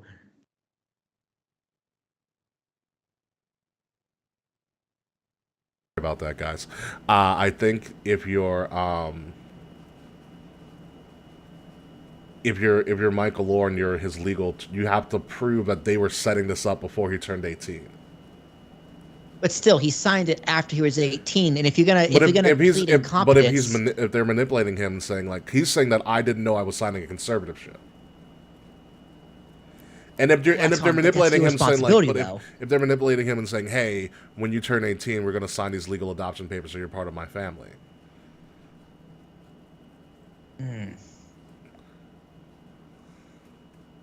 I don't know, man. That's really tricky. It's hard. I mean, apparently there is a conservatorship that was filed. Like, that is legit. It just screams that it was never out of goodwill. Yeah. That's the scary. Yeah, that's the part of it. It was never out of goodwill. You know. I mean, if you can make the case for like, so he was probably in that family for what? Let's say over a decade, right? Let's say since now, yeah. So you got to make the case that as of when he signed that paper, he was with that family for over a decade already, and over that decade they were manipulating him and using him and this, that, and the other. Mm-hmm. That's gonna be really hard to prove when they made a movie about how good of a job they did with him. Well, according to the movie, and two, they got him into they helped him get into the NFL and shit. Well, they just provided him some stability. But according to I think the movie and to his own real life story, like he was like, even though he was like kind of like homeless and whatnot, he's still like, due to his athletic gifts, was able to get in school. Like he was friends with the children of the family before the family decided to take him in. So there is like. They knew who he was. You know what I mean? Okay. Yeah. That makes it even crazier. Yeah, like they knew who he was for a considerable amount of time. Because like he was friends with their children. You know, it's shitty. It's definitely shitty. It's shitty. I mean, and when you think about it, if the way I see it, I guess morally, if you have all of this goodwill to help out this underprivileged child, no matter the race or whatever, why would you prove it? What's up? Yeah, prove it. Like, why would you force them? Essentially, this is me not projecting, but me kind of assuming it. Why would you force them to sign something which gives away all their rights? Right. Exactly. You know, this kid was. That's kind of the exact. It's the opposite. Of what you're saying. You know, they could have been like, "Hey, you know, we're gonna adopt you and we're gonna take care of you," or "Hey, we may not be able to adopt you, but we will make sure that you have a place to stay, but you get to college, all of this other stuff." Yeah. You know, it screams like a horrible crime to do to somebody. Yeah. It really does. They're definitely not morally in the right. No. But the legal system is built off morals. No, it's not. So it is. I'm very interested to see how that plays out. I mean, he should definitely get out of the conservatorship now. I agree. Right? I think that's without a doubt, no question. Yeah. But is he entitled to the compensation over the years? They would have to prove that they shouldn't have done the conservatorship in the first place, which might be just a matter of it's subjective more so than actually fact based. And then he signed it over. Yeah. Like you can make the case. It's gonna be very hard to prove he knew the case or didn't know the case when he's 18. Yeah. And like if you're gonna try and prove incompetence, but it's like okay, now you're just proving why you need the conservatorship to begin with. Potentially. Yeah. That's the case the other side's gonna make. Yeah. It's gross. Yeah, it's really gross. It's really none of this gross. is gonna end well. Like none of this is gonna end well at all. What makes it worse is like we wouldn't know about this if the movie hadn't done so damn well. Yeah, not a chance. Not a chance. And that's the crazy part about it. But let's move on. All right, so back to the NBA in tournament season or in season tournament is what they're doing. So you want me to explain this to you because I explained it to my dad today. Yeah, this sounds interesting because it's part of the regular season, right? This isn't like No. This is legit in the season. It's legit in the season. So essentially, what it is that it is the beginning of the season. It's the first full month of the NBA is November. So they set up this in-season tournament with all the teams are involved and all of the games in the tournament count towards your regular season schedule, your regular season record. So they're not, because I first thought they were adding games. They're not adding any games. Okay. They've set this up like a World Cup style, so teams are put into different groups. So there's a group stage, and then you get to elimination rounds. If you make it out of your group and make it to the tournament stage of it, you get guaranteed X amount of money. Obviously, if you win the whole damn thing, you win the biggest pool. It's literally just for extra fucking money. Okay? And the way that I saw the breakdown is a lot of these teams are playing like once a week. And you know, with the NBA schedule, when it really gets kicking, they're playing like 3 to 4 times a week. So I think this is a way of saying, hey, the NBA's here, we're going to do this opening tournament, but it also kind of staggers them getting back into the season.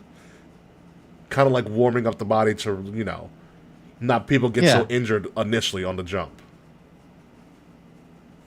So it's interesting. It means nothing, but they will announce like an all-tournament team and an MVP and all of that stuff. So every game in the tournament counts towards the regular season, except for the championship game, which they're going to play in freaking Vegas.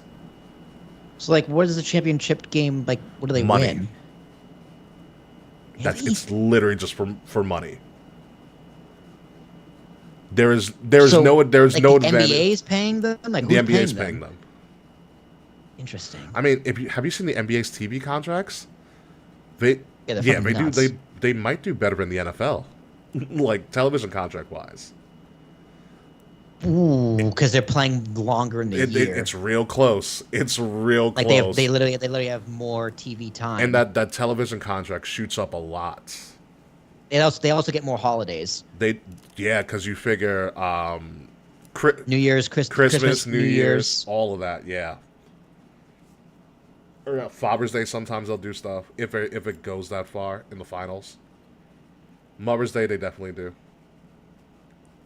So yeah, so that's all it is. I'm interested. Like, I don't care for it because, like, in the grand scheme of things, it doesn't mean anything. But I think it will be an interesting way to kick off the year. Yeah, it's a reason to watch. That's for sure. Might as well.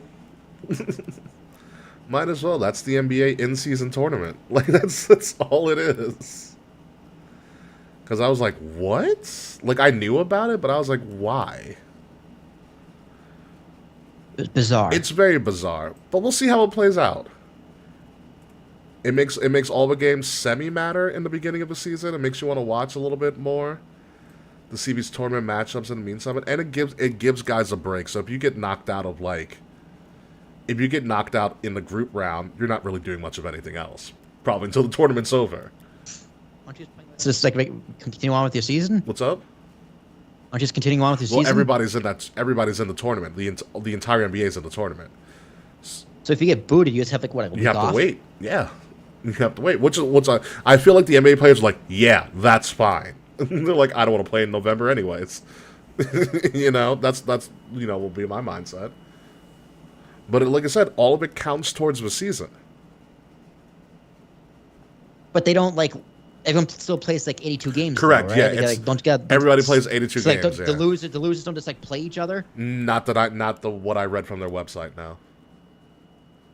Because it's like the World Cup. Like when you get kicked out of group stage, do you play the losing teams in the group stage? No, you just go home. So how they make up those games though? So like if the Celtics go on to the finals, right, against one other team, what the other teams just don't. When do those other teams make up those games? It's not making up games. The games are part of the opening part of the season. So it's like a month of group play, which is part of a season, and then the elimination tournament, which is also part of a season. So it's additional games. It's not additional. It's part of the season. hence in season. So all the matchups that they're doing in the tournament, even group stage and the bracket stuff, are all going to count towards their regular season schedule. As well as the finals too. The finals is the only extra game that's outside a regular season record. That's what. Okay. Yeah. Okay. So they're all playing each other in the group for like, let's say 10 games. Sure. Yeah. And then after those, so there's no semifinals, there's no quarterfinals. It's just. No, there is a bracket. There is a games. bracket. So like that's what I mean. It's like so if you get booted from the quarterfinals. Yeah.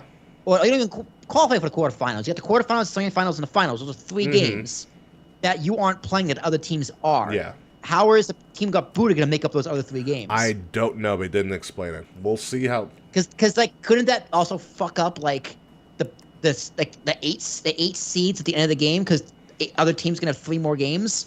Will we also have that BS thing at the end of the season where they do like the mini tournament to figure out who's the 8th seed? Now in the NBA, where it's like the 10, 9, the 8, and the 7 have to compete for the 7th and the 8th slots. In like a mini. I am so disconnected. The from NBA in-season no tournament is so weird. I'll read it for you right now, because they just did this, the 101. So here's where we go. The inaugural in-season tournament will tip off on November 3rd and culminate with a championship on Saturday, December 9th, with semifinals December 7th, and the championship will take place in Las Vegas. All 30 teams have been randomly drawn into groups of 5 within their conference based on win-loss records from 2022-2023. Beginning November 3rd and continuing through Tuesday, November 28th, each team will play 4 designated group play games on tournament nights. Oh, that's what it is. Did you hear what they said? Tournament nights. So they're gonna start their season, and then some games will be a tournament game, hence in-season tournament. Okay, that makes sense. Yeah. It's like this game, Bucks versus Celtics, is part of the tournament. Exactly. This game is not, 1 game against each opponent in its group with 2 games at home and 2 games on the road. 8 teams will advance to the knockout rounds. The team with the best standing in group play games in each of the 6 groups and 2 wild cards. The knockout rounds will be single elimination in the quarterfinals, semifinals, and championship. Yeah, semifinals and championship. Qualifying teams will compete for a prize pool and the new in-season trophy in the NBA Cup. Said all 67 games across both stages of the in-season tournament will count towards the regular season standings except for the championship. Each team will continue to play the 82 regular season games, including those games that are part of group play and the knockout rounds. 14 group play games, 2 games on each tournament night, and all 7 knockout round games will be televised nationally. Interesting. Yeah. So, let me see if they have even more. About their scheduling. Group play, knockout rounds, prize. That's pretty much what it is. So that's how it is. So they're just going to be some matches like this is a tournament game. I'm interested to see how it goes. Oh, thank you, Fred, for that update. I did hear it was going to be a fatal 4-way for the women's title at Wembley, which should be interesting. Paige, Tony, Hikaru Shida, and of course Britt Baker, because you got to at this point. Because of course, she's like your number 1 star there still. Yeah, it's the one that Tony loves the most. But anywho, that's the in-season tournament. Like I said, I'll see how it goes. I'm interested. Yeah. That's cool. I'm more interested in getting NBA 2K because now they're initiating crossplay. Ooh. I was like, because I wasn't gonna buy it because the Jordan Challenge spoiled me. And then I was, of course. And next year's Kobe, and I'm like, I love Kobe, but like not like Jordan. But then they announced they're doing crossplay. I was like, son of a bitch. Damn, Yankees got shut out again. It's a wrap, folks. It's a wrap. They lost 2-0. They just got swept by the Braves. Now they're under 500. In defense of the Yankees, the Braves are really fucking good. Yeah, but the Yankees are also supposed to be really fucking good. Supposed to be, yeah. After Judge went down, it was really bad for him. Just over. Yeah. Now Judge is back at like 80% for no reason. Yeah. So anyhow, but everything's uploaded. I don't know what the fuck's up with MediaFire for me, man. It won't get past like 3%. That is weird. So I might send it myself and upload. 'Cause I did it for my laptop earlier today and it worked just fine. Yeah, let me know. If not, I can always just take the video file here and take the audio. No, it's you know what? I can just send you the audio file too. I can send you a WeTransfer. Yeah, that works as well. You know my email. Yeah. All right. No, let me send myself. Let me send myself. I'll do it on All my right, phone. folks, we're gonna get out of here. I have technology. I That's can right. figure We'll shit see you out. later, folks.